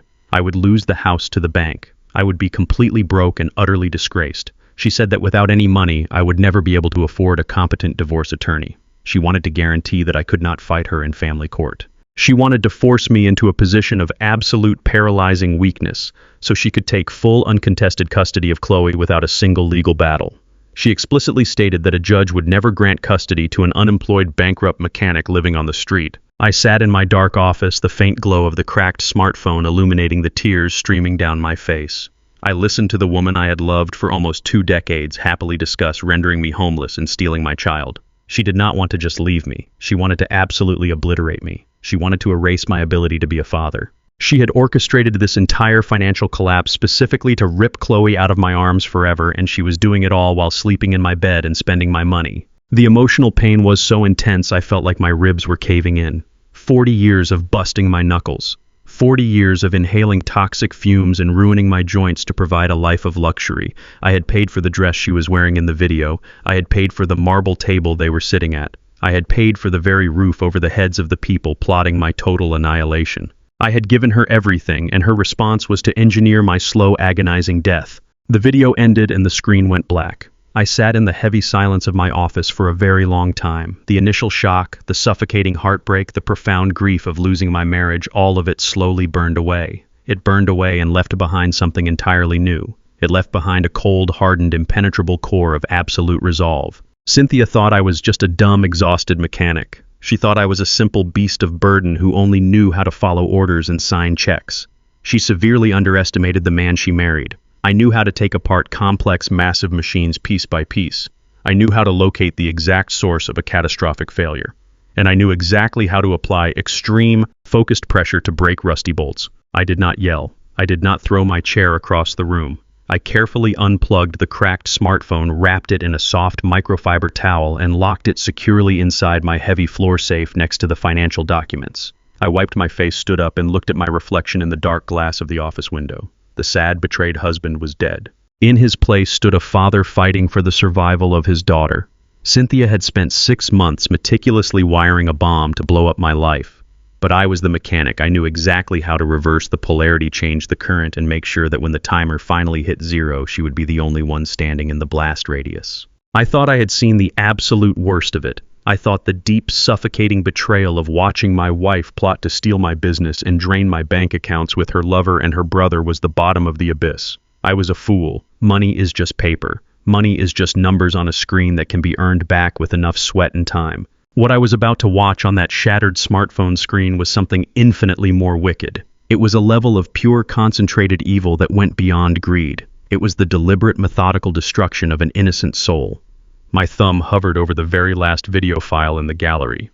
The date stamp on the digital file indicated it had been recorded just 3 days ago. I took a deep, rattling breath and pressed the glass. The camera angle was different this time. Chloe had hidden the phone inside her bedroom closet, leaving the slatted wooden door open just a crack. The lens looked out into the upstairs hallway. The lighting was dim, illuminated only by the small brass wall sconces Cynthia had picked out from some expensive catalog. For a few seconds, the hallway was completely empty. The only sound coming through the small speaker was the faint, rhythmic ticking of the grandfather clock downstairs. Then a small figure backed into the frame. It was my beautiful 8-year-old daughter. She was wearing her pink pajamas, the ones with the little cartoon bears that I bought for her. But she was not smiling. She was retreating, taking slow, terrified steps backward until her small back hit the hallway wall. She was crying. It was not a loud, childish tantrum. It was a silent, desperate weeping. Her little shoulders shook with every suppressed sob. A moment later, Cynthia stepped into the frame. She loomed over our daughter like a terrifying shadow. She was wearing her pristine white bathrobe, her hair perfectly styled, but her face was a mask of cold, terrifying rage. This was not the sophisticated woman who hosted country club dinners. This was not the calculating fraudster sitting at my kitchen table. This was a predator. I watched in absolute horror as Cynthia closed the distance between them. She did not kneel down to comfort her crying child. She did not offer a motherly embrace. Instead, she reached out and grabbed Chloe by the upper arm. She gripped my little girl so tightly that I could see Cynthia's knuckles turning white on the screen. Chloe let out a sharp, painful whimper and tried to pull away, but her mother yanked her forward, forcing the child to look her directly in the eyes. I turned the volume up all the way, pressing the phone to my ear. Cynthia's voice was a harsh, venomous whisper. She spoke with a terrifying, rhythmic precision, treating my daughter like a broken tool that needed to be hammered into shape. She told Chloe to stop crying immediately. She told her that they had to practice the script again. Cynthia leaned down until her face was inches from Chloe's tear-stained cheeks. She said the words slowly, making sure every single syllable landed like a physical blow. "When the man in the suit asks you questions, you tell him your dad yells," Cynthia hissed. "You tell him your dad gets so angry that his face turns red. You tell him your dad throws things around the kitchen and breaks glasses. You tell the man you are scared of him." Chloe shook her head frantically, her small voice breaking through the audio. She pleaded with her mother. She said it was a lie. She cried out that her daddy never yells and never throws things. She begged her mother to let her go. Hearing my daughter desperately defend my character while being physically held captive by her own mother ripped my heart completely in two. But Cynthia did not soften. She tightened her grip on Chloe's arm and delivered the ultimate devastating threat. "If you do not tell the man in the suit exactly what I say," Cynthia whispered, her voice dripping with sheer malice, "the judge will take you away from me. I will leave and you will be sent away to an orphanage. You will live with strangers who do not love you and you will never see your mother or your beautiful house ever again. You will be completely alone. Is that what you want? Do you want to go to an orphanage and be forgotten?"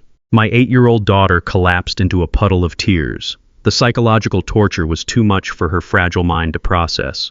She was terrified of the orphanage. She was terrified of losing her mother, even a mother as cruel as Cynthia. Through her heavy sobs, Chloe finally nodded her head. She repeated the lies. She repeated the fabricated story about me yelling. She repeated the fake story about me throwing glasses. Cynthia forced her to say it 3 times until the delivery was perfectly rehearsed. Then Cynthia simply let go of her arm, smoothed out her pristine white robe, and told Chloe to go wash her face so she would not look so pathetic. Cynthia walked out of the frame, leaving my little girl sobbing alone on the hardwood floor. The video ended. The screen went black. I sat in my dark office and a blinding righteous rage exploded inside my chest. It was a physical, consuming fire that burned through my veins and paralyzed my lungs. My vision actually tinted red. My large, scarred hands curled into fists so tight that my fingernails dug deep into my calloused palms, drawing small drops of blood. I felt a massive surge of pure adrenaline flood my entire body. Every primal protective instinct I possessed screamed at me to act. I wanted to stand up and kick my heavy wooden desk across the room. I wanted to march up those stairs, kick the master bedroom door open, and drag that monster out of my house. I wanted to roar so loudly the entire neighborhood would wake up. I wanted to tear the drywall down with my bare hands and physically destroy the pristine, luxurious world Cynthia cherished so much. I stood up from my chair, my muscles trembling with violent energy. I took one step toward the office door, but then I stopped. I froze in the middle of the dark room, my chest heaving as I fought to control the storm raging inside me. I closed my eyes and forced myself to take a long, deep breath. I pictured Chloe's terrified face. I pictured the cold, calculating smile Cynthia wore when she sat at the kitchen table plotting my ruin. And then my blue-collar discipline finally kicked in. 40 years of working on massive, highly volatile machines had taught me the most important lesson of survival. If you lose your temper around a damaged high-pressure engine, you get yourself killed. If you take a sledgehammer to a broken block just because you are frustrated, you destroy the very thing you are trying to save. I realized exactly what Cynthia was doing. She wanted me to explode. She was banking on my anger. If I went upstairs right now and started screaming, if I broke a single piece of furniture in a fit of rage, I would hand her the exact evidence she needed. She would call the police. She would show them the broken glass and my red, furious face. She would point to my outburst and tell the authorities that her script was the truth. My righteous anger would completely validate all of her twisted, fabricated lies. I would be arrested, and Chloe would be left entirely at her mercy. I could not afford the luxury of losing my temper. I could not afford to be the brute she was painting me to be. I slowly unclenched my bleeding fists. I wiped the sweat and tears from my face using the rough fabric of my work shirt. I walked back to my desk and picked up the shattered smartphone. I looked at it not as a source of pain, but as the ultimate undeniable tool of my salvation. I wrapped it carefully in a soft cloth and locked it securely inside my heavy steel safe alongside the printed financial records. I closed the heavy steel door and spun the combination dial, sealing the truth away until the perfect moment. I sat back down in my chair, the chaotic noise in my head replaced by a chilling, absolute silence. I was no longer a grieving, betrayed husband. I was a mechanic staring down the most complex, catastrophic failure of my entire life. I knew exactly how to fix it. I was going to dismantle Cynthia's perfectly curated life piece by piece. I was going to strip away her fake real estate schemes, her hidden lover, and her manipulative lies. I was going to rebuild my reality with cold, calculated precision. I promised my daughter in the dark that night that I would walk through absolute hell to protect her. I would wear the mask of the tired, oblivious husband for as long as it took. I would let Cynthia think she was winning. I would let her build her trap, and then, when she finally stepped inside, I would bring the entire heavy structure crashing down on top of her. The hardest thing a man can ever do is smile at the devil while he sits at his own dinner table. For 3 agonizing weeks, I played the role of the tired, oblivious husband. I woke up every single morning before the sun crested the horizon. I put on my heavy steel-toed boots. I drank my bitter black coffee in the dark kitchen. I drove my diesel truck to the repair shop, and I worked until my bones physically ached. I did everything exactly the same as I had done for the last 20 years. I maintained the absolute perfect illusion of a broken-down, exhausted blue-collar mechanic who was too tired to notice the world crumbling around him. But inside, my mind was operating with the cold, absolute precision of a high-performance engine. The blinding, uncontrollable rage that had consumed me in my dark office had been completely locked away. I had compressed that fury into a solid block of titanium. I knew that if I showed even a single crack in my armor, Cynthia would instantly know I was onto her. She would accelerate her timeline, drain the remaining bank accounts, and file the fabricated abuse charges against me before I could secure my daughter. So I swallowed my pride, I swallowed my disgust, and I became the greatest actor in the world. Every evening I walked through the front door of my massive suburban house and played my part. I would kiss my wife on the cheek, ignoring the sickening wave of revulsion that washed over me when I smelled her expensive perfume. I sat across from her at the pristine marble dining table, eating the gourmet dinners she had ordered in, listening to her complain about the trivial dramas of her wealthy country club friends. There were nights when her brother Greg would come over unannounced. He would stroll into my house wearing his pastel shirts, pour himself a massive glass of my expensive bourbon, and sit in my living room boasting about his imaginary real estate deals. I had to sit there gripping the armrests of my chair, watching the two of them exchange smug, knowing glances. They thought they were so incredibly brilliant. They thought they were bleeding me dry right under my nose. I forced myself to nod, to smile, to ask dull questions about their day, all while knowing they were actively conspiring with my worst business rival to bankrupt me and throw me out on the street. It was a daily, excruciating psychological torture, but I endured it because every single day I bought was another piece of evidence stacked against them. Behind the scenes, I was quietly orchestrating a massive, devastating counterattack. I knew I could not dismantle a sophisticated corporate fraud operation by myself. A good mechanic knows exactly when a job requires a specialized tool. I needed a legal bulldog. I spent my lunch break sitting in the cab of my truck researching the most aggressive, ruthless family law and corporate fraud attorneys in the entire city of Chicago. I did not want a peacemaker. I did not want a mediator. I wanted a legal assassin. I found a man named Victor Vance. He was a former corporate prosecutor who had built a terrifying reputation in high-stakes divorce and asset recovery. I called his office from a disposable prepaid cell phone I had purchased in cash at a local convenience store, ensuring Cynthia could not track the call on our shared family plan. I met Victor on a rainy Tuesday afternoon. I parked my truck 3 blocks away from his downtown high-rise office just in case I was being followed by one of Derek Holden's private investigators. I walked into the sleek, modern conference room wearing my grease-stained work jeans and a flannel shirt. Victor was a sharp, intimidating man in a tailored suit who looked at me with clinical calculation. I did not waste his time with tears or emotional complaints.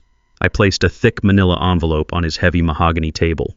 Inside the envelope were the printed corporate bank statements, the fake invoices Cynthia had generated, and the public registry documents linking her brother Greg to the phantom real estate company. But that was not the most important piece of evidence. I reached into my pocket and pulled out a brand new encrypted digital flash drive. I had spent hours the previous night secretly transferring all the hidden videos from Chloe's broken smartphone onto this drive, and then backing them up onto a secure anonymous cloud storage server. I told Victor to plug the drive into his laptop. I sat in silence while this hardened, cynical lawyer watched the videos of my wife.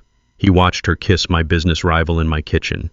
He listened to her and Greg calculate my financial ruin. And finally, he watched the horrific footage of Cynthia grabbing my crying 8-year-old daughter by the arm, threatening her with an orphanage, and forcing her to memorize a fabricated script of domestic abuse. When the final video ended, Victor closed his laptop. He took off his glasses, rubbed his eyes, and looked at me with a newfound expression of profound respect. He told me that in 30 years of practicing law, he had rarely seen a conspiracy so malicious and so meticulously documented. He told me that Cynthia had just handed us the exact rope she was going to hang herself with. Victor immediately brought in a trusted forensic accountant, a quiet, brilliant woman named Sarah who specialized in unraveling complex corporate embezzlement schemes. For the next 2 weeks, while I was pretending to be the oblivious husband at home, Sarah was brutally dissecting every single financial maneuver Cynthia had made over the last 3 years. She traced the wire transfers from my repair shop directly into Apex Property Holdings. She uncovered the secondary offshore accounts where Derek Holden was hiding the stolen capital. She found the digital fingerprints Cynthia had left all over the fraudulent invoices. It was a masterclass in forensic destruction. Sarah proved beyond a shadow of a doubt that my wife was not just committing marital infidelity. She was the central architect of a massive coordinated felony wire fraud and grand larceny operation. But discovering the theft was only the first phase of our strategy. I needed to protect the assets I had left. I needed to build an impenetrable fortress around my legitimate hard-earned money before Cynthia pulled the final trigger on her plan to bankrupt me. Victor and Sarah worked around the clock to quietly shift my remaining personal wealth, my retirement accounts, and the liquid capital I had secured in separate, uncompromised banks. We established ironclad, irrevocable trusts. We moved the legal ownership of my commercial property into a protected holding company that Cynthia could not touch. Every single legal maneuver was executed in absolute total secrecy. I was draining the very accounts she thought she controlled, replacing the real funds with a perfectly balanced illusion of normal operating capital. I was rebuilding the entire financial engine of my life, while she was still sitting in the driver's seat, completely unaware that the steering wheel was no longer connected to the tires. The financial and legal preparations were exhausting, but they were nothing compared to the daily crushing emotional tension of living inside my own house. Every single day was a terrifying tightrope walk over a bottomless canyon. I had to watch Cynthia interact with Chloe, and it took every ounce of physical restraint I possessed not to intervene violently. Cynthia parroted around the house, playing the role of the strict, demanding mother. She would snap at Chloe for leaving a pair of shoes in the hallway. She would criticize her posture at the dinner table. She spoke to our daughter with a constant underlying tone of icy contempt. Chloe remained a terrified ghost. She barely spoke above a whisper. She kept her eyes glued to the floor whenever her mother was in the room. But there was a new silent language that had developed between me and my little girl. Whenever Cynthia turned her back, whenever she walked into the other room to answer another secret phone call from her lover, I would look at Chloe. I would catch her wide, frightened eyes, and I would give her a slow, deliberate nod. I would offer her a small, reassuring smile that did not reach the rest of my face. I was silently projecting all of my love, all of my strength, and all of my absolute certainty into that single look. I was silently promising her that the nightmare was almost over. I was telling her to hold on just a little bit longer. Chloe would nod back, a microscopic, almost imperceptible movement of her small head. She was a brave little soldier surviving behind enemy lines, trusting her father to lead the rescue mission. There was one particular Thursday evening that nearly broke my resolve. I came home from the shop covered in diesel grime and found Chloe sitting at the kitchen island doing her homework. Cynthia was standing over her, aggressively correcting a math problem. Cynthia was practically shouting, calling our daughter slow and inattentive, demanding she erase the entire page and start over. Chloe's hands were trembling so badly she kept dropping her pencil. Her lower lip was quivering, but she was fighting back the tears, terrified of showing weakness and triggering a worse punishment. I walked into the kitchen, the heavy thud of my boots announcing my presence. I felt the white-hot heat of fury rising in my throat. I wanted to grab Cynthia by the shoulders and throw her out the front door right then and there. But I remembered the camera. I remembered the legal strategy. I remembered Victor's strict instructions to never, under any circumstances, give her the domestic disturbance she desperately wanted to fake. I walked over to the kitchen sink, turned on the warm water, and began scrubbing the grease from my hands. I kept my back to them, focusing entirely on the harsh friction of the pumice soap against my scarred skin. I forced my voice to be light, casual, and completely oblivious. I asked what was for dinner, completely ignoring the tension in the room. Cynthia huffed in extreme annoyance, turning her hostility away from Chloe and directing it toward me. She complained that I was tracking dirt into her clean kitchen and told me to order a pizza because she was too exhausted from managing the household to cook. I dried my hands on a towel, turned around, and smiled my perfect fake smile. I told her that sounded like a great idea. I walked over to the island, leaned down, and kissed the top of Chloe's head. I whispered in her ear that she was doing a great job on her math and that I was incredibly proud of her. I felt her small body relax just a fraction of an inch against my side. Cynthia rolled her eyes and walked out of the kitchen, retreating to the living room to text her lover. The second she was out of sight, I knelt down next to Chloe's chair. I looked directly into her beautiful brown eyes. They were swimming with unshed tears. I took her small, trembling hands in my large, rough ones. I did not speak a single word. I just squeezed her hands gently twice. It was our secret code. It was my way of telling her that I saw everything, that I knew everything, and that a massive, unstoppable reckoning was coming. Chloe squeezed my hands back, and for a brief, fleeting second, a tiny spark of genuine hope returned to her face. That night I lay awake in the dark master bedroom, listening to the steady, rhythmic breathing of the monster sleeping beside me. The waiting game was excruciating. It was a slow, agonizing poison eating away at my sanity. Every day felt like a year. But the trap was finally set. Victor had finalized the legal documents. Sarah, the forensic accountant, had compiled a devastating, irrefutable dossier of absolute financial fraud. The hidden cameras had captured every single lie, every threat, and every wicked conspiracy. I had built a perfect, inescapable steel cage around my wife, her lazy brother, and her arrogant lover. They had spent months digging a massive grave, fully expecting to push me into it. They had no idea that I had simply taken their shovels, lined the bottom with concrete, and was now standing at the very edge, waiting for them to take the final step forward. The time for hiding in the shadows was over. The time for the mechanic to turn the engine over and listen to it roar had finally arrived. I am a man who has spent his entire life reading the subtle, hidden signs of mechanical wear and tear. I know that right before a heavy commercial transmission completely blows apart, there is a slight, almost imperceptible shift in the ambient vibration. The pitch of the grinding metal changes just a fraction of an inch. The temperature of the vital fluid spikes just a few degrees. Animals out in the wild possess that exact same primal intuition. They can physically feel the barometric pressure dropping in the air hours before the hurricane actually hits the shoreline. Cynthia possessed that exact same predatory instinct. She was a deeply wicked woman, but she was absolutely not stupid. Even though I was playing the role of the tired, oblivious husband perfectly, even though I smiled through every single dinner and nodded at every lie her brother Greg told in my living room, Cynthia began to sense a profound shift in the atmosphere of our home. She could feel that the solid concrete foundation was moving beneath her feet. Behind the scenes, my lawyer Victor and my forensic accountant Sarah were working around the clock to build an ironclad wall around my legitimate assets. We were quietly securing my retirement funds in protected offshore trusts. We were moving the legal ownership of the commercial repair shop into a blind holding company that she could not easily access. I was systematically cutting off the main fuel supply to her massive financial fraud operation. Cynthia must have tried to log into one of the secondary commercial holding accounts and noticed a sudden, unexpected restriction.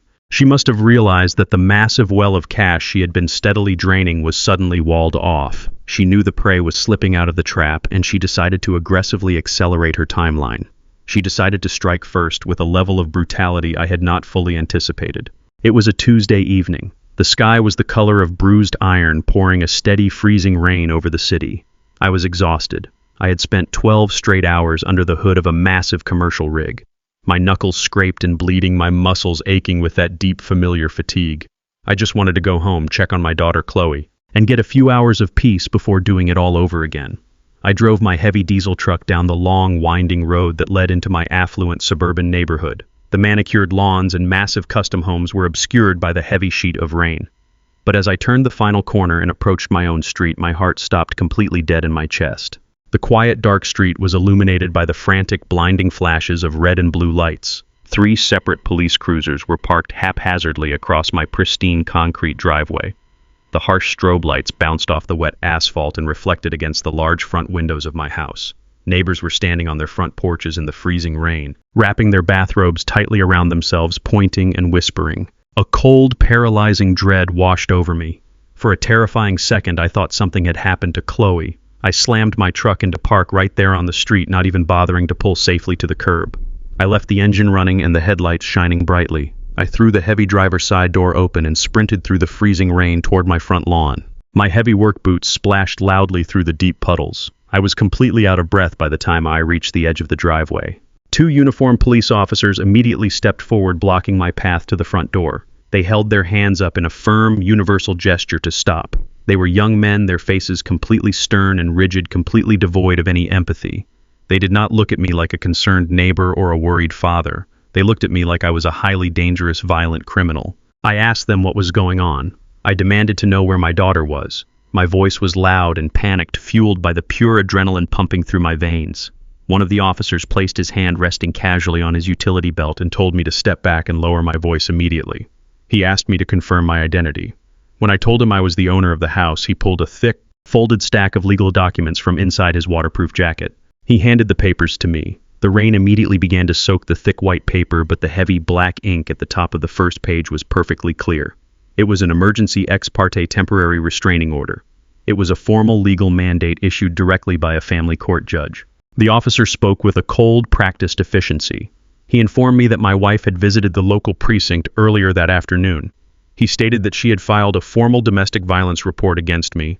He said she claimed that I had come home in a blind, drunken rage the night before. She told the authorities that I had thrown a heavy glass bottle at her head, that I had physically assaulted her in the kitchen, and that she was in profound immediate fear for her own life and the life of our 8-year-old daughter.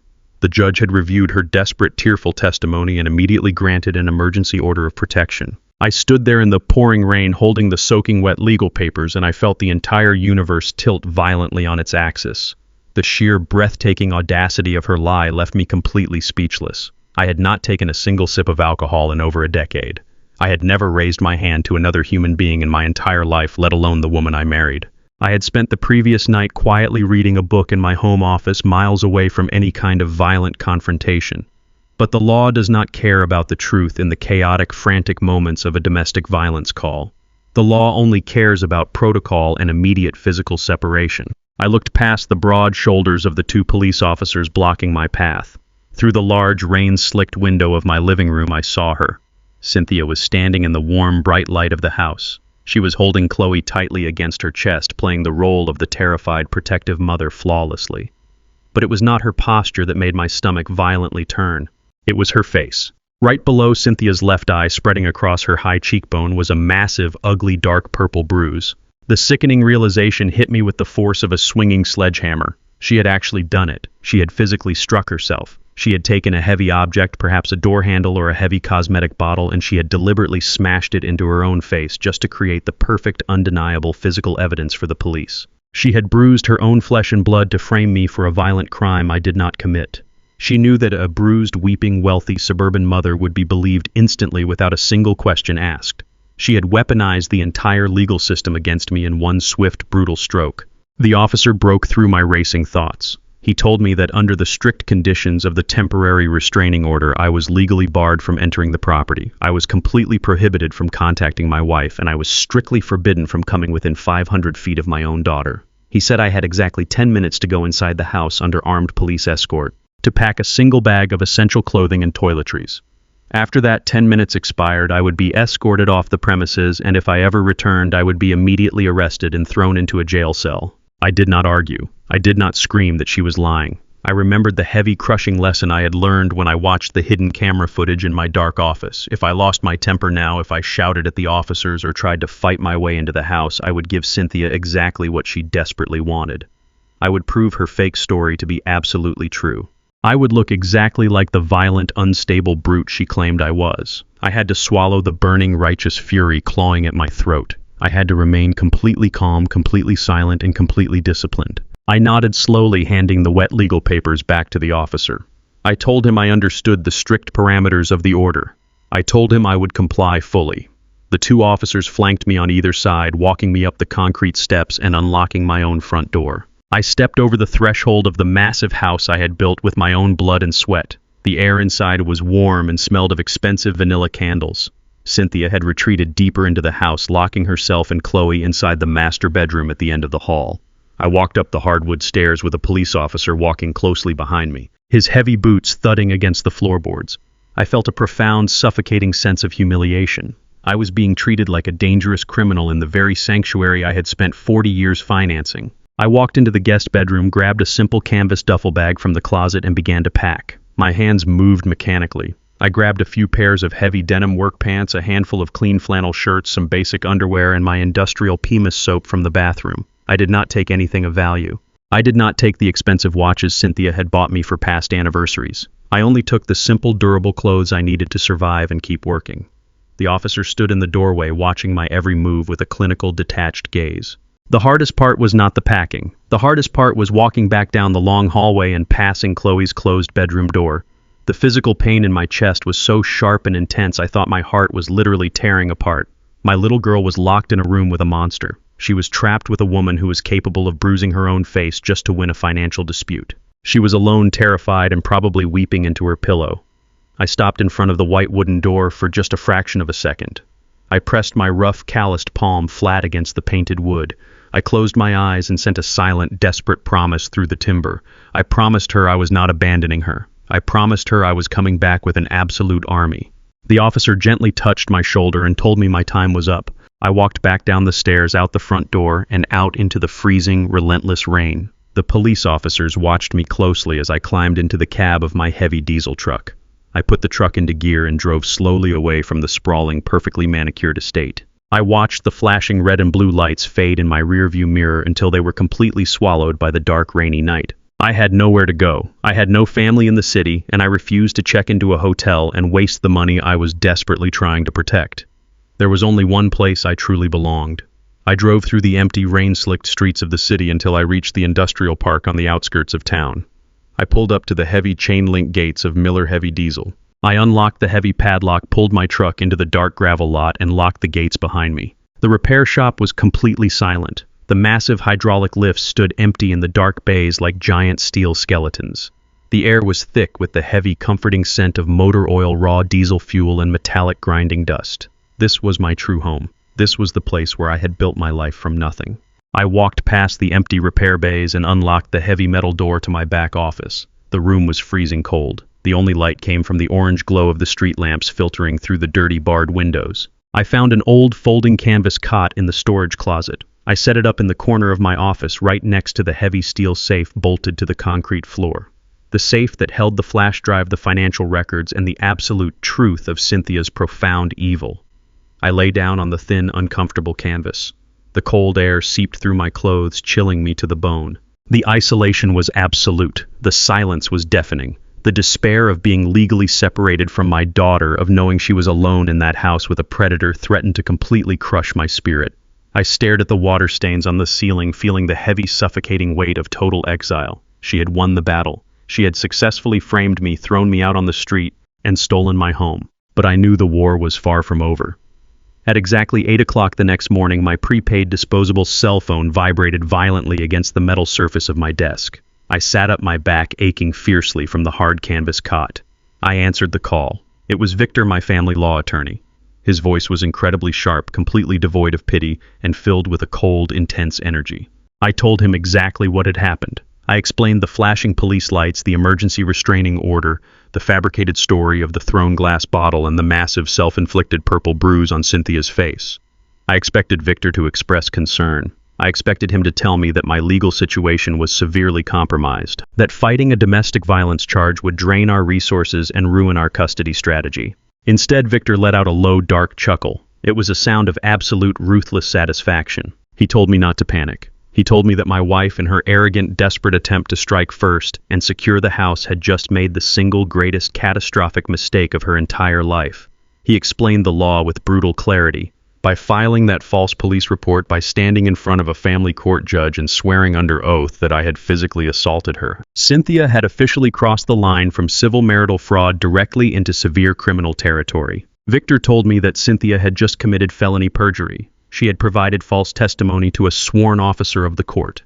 She had filed a fabricated police report to manipulate a legal proceeding. She thought she was being a brilliant, untouchable mastermind, but she was completely unaware that we possessed the ultimate trump card. She did not know about the hidden digital flash drive locked in my steel safe. She did not know that we had months of crystal-clear video evidence proving her psychological abuse, proving her financial conspiracy with her brother and her lover, and proving that she was actively coaching our daughter to lie to the authorities. Victor's voice crackled through the small speaker of the phone. He told me that when we finally presented our evidence to the judge, we were not just going to disprove her domestic violence claim. We were going to obliterate her entire character. We were going to prove that she was a malicious, calculating criminal who used the protection of the court system as a weapon to steal assets and kidnap a child.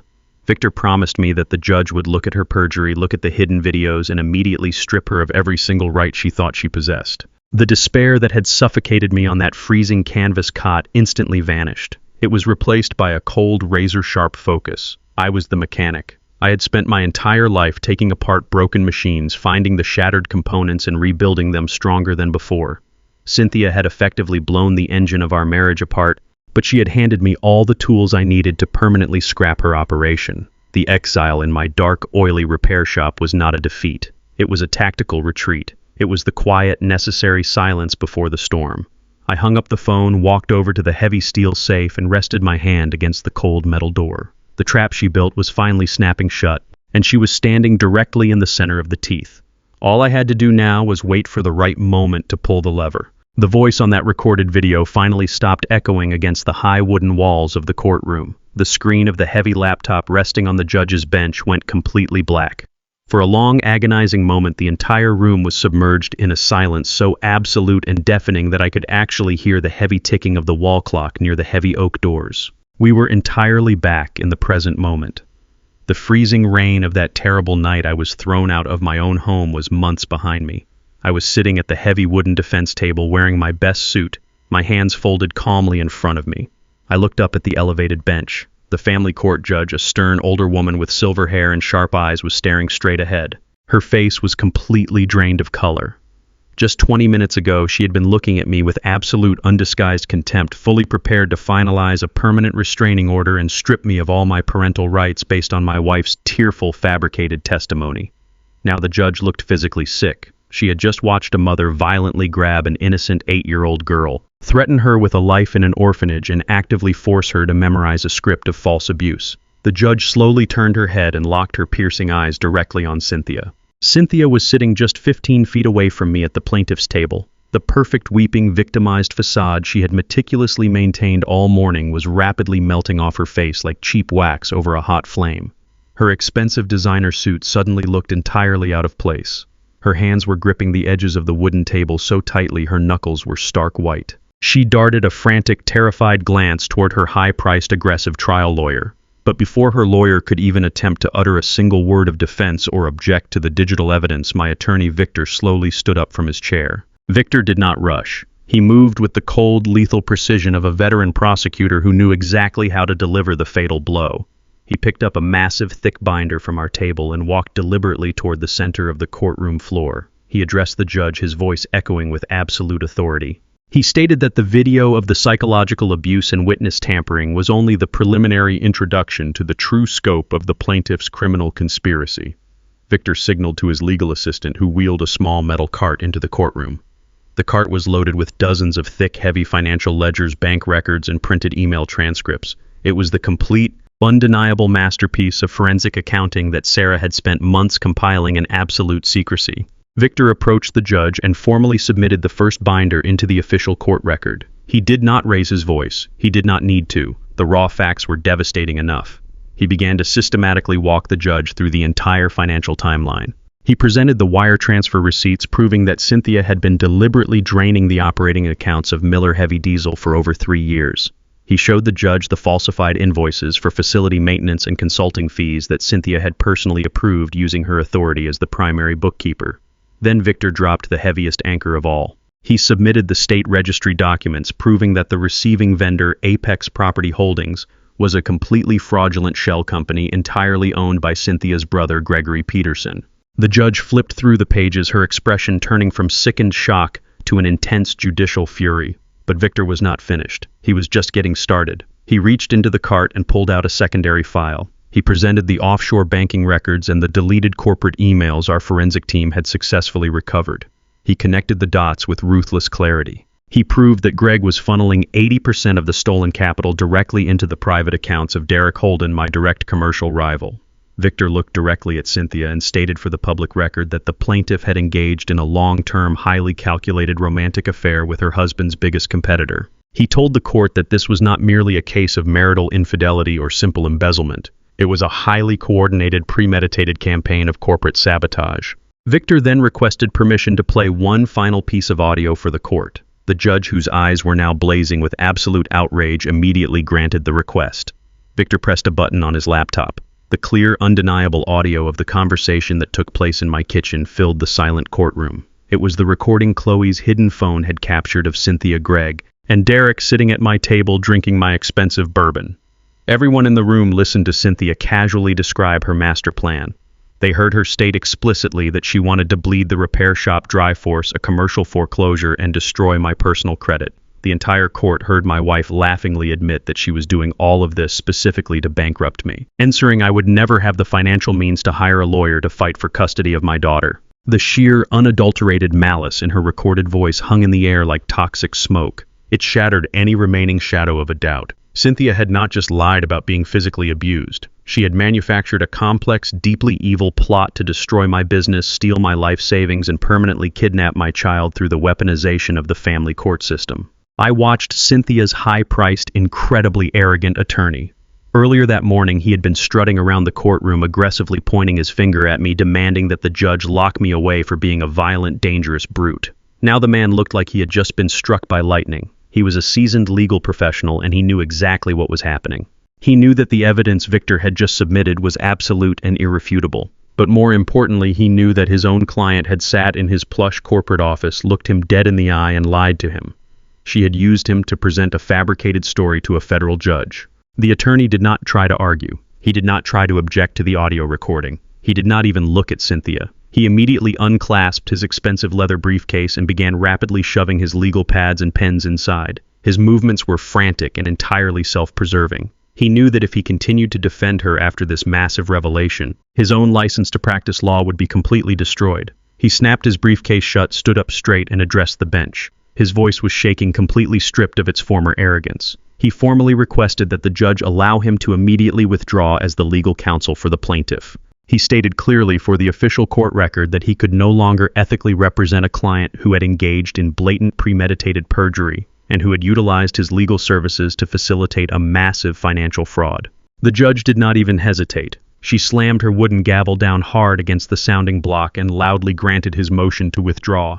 The attorney turned on his heel and quickly walked out of the heavy oak doors, completely abandoning Cynthia at the table. He did not even say goodbye. He just fled the sinking ship. That was the exact moment Cynthia's entire psychological dam broke. The pristine, flawless mask of the wealthy suburban socialite violently shattered into a million irreparable pieces. She realized that she was completely alone. Her lover was not there to protect her.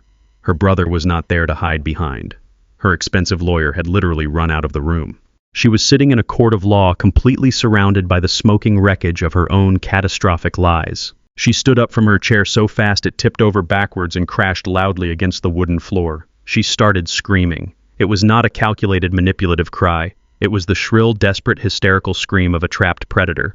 She pointed a shaking finger at me across the room and began shrieking that the videos were fake. She screamed that I had altered the audio, that I was trying to frame her, and that I was a controlling monster. She begged the judge to listen to her tears streaming down her face, ruining her perfect makeup. She slammed her hands down on the table, demanding that the court ignore Victor's documents. She was completely unraveling in real time, thrashing wildly against the cold, hard reality of the consequences she was about to face. I sat completely still. I did not smile. I did not taunt her. I just watched her true nature finally expose itself to the entire world. All the late nights in the freezing repair shop, all the agonizing hours I had spent sleeping on a canvas cot, all the discipline it took to hold my tongue while she mocked my calloused hands, it had all led to this exact moment of pure, undeniable vindication. The judge was entirely unmoved by the hysterical performance. She struck her gavel again, the sharp crack cutting right through Cynthia's desperate screaming. The judge's voice boomed across the courtroom, vibrating with an intense, righteous anger. She ordered Cynthia to sit down and remain completely silent. She looked at my wife with a level of utter disgust that I had never seen on a legal professional's face. The judge stated that in her entire career on the bench, she had never witnessed such a repulsive, malicious abuse of the justice system. She told Cynthia that utilizing the protection of a domestic violence order as a weapon to steal a child and commit corporate fraud was an absolute abomination. The judge did not wait for a separate criminal trial to begin the reckoning. She turned to the armed court bailiff standing near the heavy wooden doors. She instructed him to immediately detain the plaintiff. The judge listed the charges out loud for the court reporter to log into the permanent record. She held Cynthia in direct, immediate contempt of court for committing blatant perjury under sworn oath. But she did not stop there. She stated that she was contacting the district attorney's office directly from the bench to initiate immediate felony charges for child endangerment, grand larceny, and severe corporate wire fraud. She completely dismissed the temporary restraining order against me with extreme prejudice, declaring it null and void. She instantly granted me full, exclusive, and immediate custody of Chloe, bearing Cynthia from coming within 1,000 feet of my daughter ever again. Cynthia's eyes rolled back in pure shock. She collapsed back against the heavy wooden table, her legs completely giving out beneath her. The bailiff, a large, broad-shouldered man, stepped forward with heavy, deliberate strides. He grabbed Cynthia by her arms entirely, ignoring her frantic sobbing and her desperate pleas for mercy. He pulled her arms behind her back. The metallic clicking sound of the heavy steel handcuffs snapping shut around her wrists echoed through the large, silent courtroom. It was the sharpest, most satisfying mechanical sound I had ever heard in my entire life. It was the sound of absolute final justice. It was the sound of my daughter's nightmare coming to an immediate and permanent end. As the bailiff physically dragged Cynthia away from the plaintiff's table and pulled her toward the side holding cell door, she looked back over her shoulder at me. Her face was contorted into a mask of absolute terror and disbelief. She finally realized that the dumb, exhausted mechanic she had treated like dirt for so many years was the one who had meticulously engineered her total destruction. I looked right back into her panicked eyes. I did not gloat. I did not say a single word. I just gave her the same slow, deliberate nod I had given my daughter in the kitchen. The trap had slammed completely shut, and she was going to spend a very, very long time rotting in the dark. The echo of the heavy steel handcuffs snapping shut around my wife's wrists stayed with me for a very long time. It was the sharpest, most satisfying metallic sound I had ever heard in my entire life. It was the sound of a heavy vault door closing on a monster. It was the sound of a terrifying nightmare officially ending. The ensuing weeks and months were an absolute whirlwind of complex legal proceedings, federal investigations, and profound, undeniable vindication. My bulldog attorney Victor did not just win my family court case, he absolutely decimated the opposition on every conceivable legal front. Cynthia and her brother Greg were immediately indicted on severe federal wire fraud and grand larceny charges, because they had arrogantly used the national banking system to funnel my business assets across state lines into offshore holding accounts. They triggered a massive and unstoppable federal response. The local police were no longer the only ones involved. The federal government stepped in, and they do not play games with corporate embezzlement. The exact moment the federal investigators applied intense pressure, the entire criminal alliance completely shattered. Greg, being the cowardly, lazy grifter he always was, immediately tried to turn on his sister to save his own skin. He cried like a frightened child in the cold interrogation room and offered to testify against Cynthia in exchange for a lighter prison sentence. But there is absolutely no honor among thieves. Cynthia turned right back around and gave the federal prosecutors every single piece of documentary evidence they needed to completely sink her brother. They turned on each other like starving wolves locked in a cage. In the end, it did not matter who pointed the finger first. The digital evidence we had secured in the cloud storage was absolute. They both ended up facing severe federal prison sentences. There would be no early parole for the kind of calculated structural damage they had tried to inflict upon my life and my business. Derek Holden was the arrogant corporate rival who thought he could steal my wife and my business in one clean sweep. He suddenly found himself directly in the crosshairs of the Internal Revenue Service.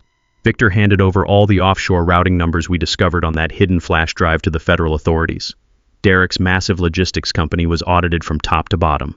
It turns out that a man willing to sleep with another man's wife to bankrupt him is also perfectly willing to cheat on his corporate taxes for decades.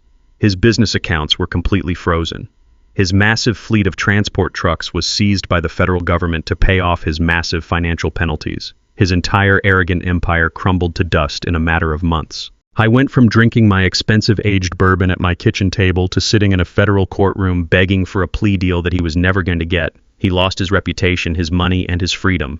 As for the divorce proceedings, the family court judge did not show an ounce of mercy. Because Cynthia had committed blatant perjury and severe child endangerment, she was stripped of absolutely everything she cherished. I was granted full and sole physical and legal custody of Chloe without any visitation rights for her mother. Cynthia was denied all alimony and all spousal support. I kept 100% of my commercial repair shop, and I kept the massive suburban house. She walked out of my life with nothing but the clothes on her back and a criminal record that would follow her until the day she died. The fortune she tried to steal remained exactly where it belonged, safely secured in the ironclad trusts Victor and Sarah had built for my daughter. The legal victory was complete and total. I even sold her expensive luxury sport utility vehicle, the same vehicle she used to hide in the freezing garage to make her secret phone calls. I sold it for cash and put every single dime directly into a college fund for Chloe. It felt incredibly satisfying to take the ultimate symbol of her superficial vanity and transform it into a solid foundation for my daughter's bright future. But all the legal victories and the recovered money meant absolutely nothing compared to the true prize. The only thing that truly mattered to me was bringing my little girl back home to a place of absolute peace. The day I carried Chloe through the front door of our house after the restraining order was lifted was the greatest day of my entire life. The dark, heavy, suffocating clouds of terror that had hung over our home were permanently gone. The air inside the house felt light and clean and safe. We did not celebrate with a massive party. We just sat together on the living room floor and breathed in the quiet freedom. We ordered a simple cheese pizza and ate it right out of the cardboard box sitting on the expensive carpet that Cynthia used to obsess over. It felt like reclaiming our territory. I knew that rebuilding my daughter's shattered spirit would take a lot of time. A broken engine does not fix itself overnight just because you remove the faulty part. You have to clean out the toxic grime, polish the damaged gears, and apply constant, gentle care. You have to listen to the machine and understand exactly what it needs to run smoothly again. So I made a major decision that surprised a lot of people in my industry. I hung up my heavy steel wrenches for good. I promoted my best lead mechanic to manage the daily operations of Miller Heavy Diesel, and I took an early retirement. I had spent 40 years breaking my back on cold concrete floors to provide a life of luxury for a woman who absolutely despised me. Now I was going to spend the rest of my days providing a life of comfort and safety and joy for the only person who truly loved me. Our mornings are entirely different now. There is no rushing. There is no screaming. There is no paralyzing fear of a spilled cup of water. I wake up when the sun rises and I walk down to the kitchen. I do not wear greasy work boots anymore. I wear soft, comfortable slippers. I brew a pot of coffee and I start cooking breakfast. I learned how to make fluffy pancakes and crispy bacon just the way Chloe likes it. The house smells like sweet maple syrup and fresh fruit instead of heavy diesel fuel and expensive vanity perfume. When Chloe wakes up, she does not tiptoe down the stairs like a frightened ghost. She runs. She runs down the hallway and slides into the kitchen in her socks, laughing out loud. That sound of her beautiful, unrestrained laughter bouncing off the walls is the greatest reward I could have ever asked for. It is the sound of a child who finally feels safe in her own home. She does not flinch when doors close loudly anymore. She does not hide her toys in the dark corners of her closet. Her bedroom is a wonderful, chaotic mess of coloring books and dolls and building blocks. We spend our afternoons sitting on the back patio painting in the bright sunlight. I bought a massive set of canvases and bright acrylic paints. My rough, scarred hands are not very good at holding delicate paintbrushes, but I try my absolute best. We paint crooked green trees and bright yellow suns, and we talk about everything and nothing. I listen to her stories. I listen to her dreams. I am finally fully present in her life. I am no longer just the exhausted, distant provider who only comes home to sleep. I am her father, her protector, and her best friend. Watching her heal and watching the bright, vibrant light slowly return to her beautiful brown eyes has been the most profound journey of my entire life. We also spend a lot of time out in the garden. We planted a small vegetable patch near the back fence. It is dirty, messy work, and we love every single minute of it. Chloe gets mud on her knees and dirt under her fingernails, and nobody yells at her to clean up. We watch the small green shoots push through the dark soil, and we celebrate every single tomato we grow. It is a simple, honest life. It is the exact opposite of the cold, sterile vanity that used to infect this property. We transformed a house of horrors into a real home. We go for long walks in the local park and feed the ducks near the pond. I watch her run across the green grass without a single shadow of fear trailing behind her. If there is one thing I want you to take away from this story, it is the true definition of strength. When I saw that hidden video of my wife terrorizing my daughter, I wanted to burn the entire world down to the ground. I wanted to scream and break things and unleash a lifetime of built-up anger. But true strength is not about explosive, uncontrollable anger. True strength is about deep, strategic patience. It is about absolute, unwavering integrity. It is the willingness to walk through the darkest, deepest fires of hell with a completely calm face just to protect your blood. If I had lost my temper on that rainy night, I would have lost my daughter forever. I treated the destruction of my family exactly the way I treated a shattered diesel transmission. I did not panic. I observed the extensive damage, I gathered the right tools, and I dismantled the broken pieces with absolute cold precision. Evil people always think they are smarter than everyone else. They think their lies are completely bulletproof. But evil always leaves a paper trail. Greed makes people arrogant and sloppy. Cynthia and Greg and Derek thought they were playing a brilliant, flawless game of chess, but they were just leaving digital footprints all over my life. They forgot that the truth always finds a way to rise to the surface. You cannot bury the truth forever. Karma is a very real, very powerful force in this universe, and it rarely misses its mark. It might take months or even years, but the universe always balances the scales of justice. Those who build their lives on deception and cruelty will eventually watch their fragile houses collapse into useless dust. Those who protect the innocent and hold on to their honest integrity will always stand tall in the end. My hands will always be scarred from decades of hard labor. My back will always ache when it rains. But my heart is completely full. I wake up every single day and look at the smiling face of a little girl who knows she is entirely safe. I look at a home that is filled with light and love and honesty. The dark shadows have been banished forever. We survived the absolute worst, and we came out on the other side stronger and closer than ever before. I learned that you cannot control the wicked actions of other people, but you can always control your own response. You can choose to be the solid, immovable rock your family needs when the storm hits. If you believe that a father's love can conquer any evil, please hit that like button to bring a little sunshine to this old mechanic's heart. Subscribe to the channel so you don't miss my next story. And tell me in the comments, which city are you watching from and what time is it there right now? I want to see how far this story of justice has traveled.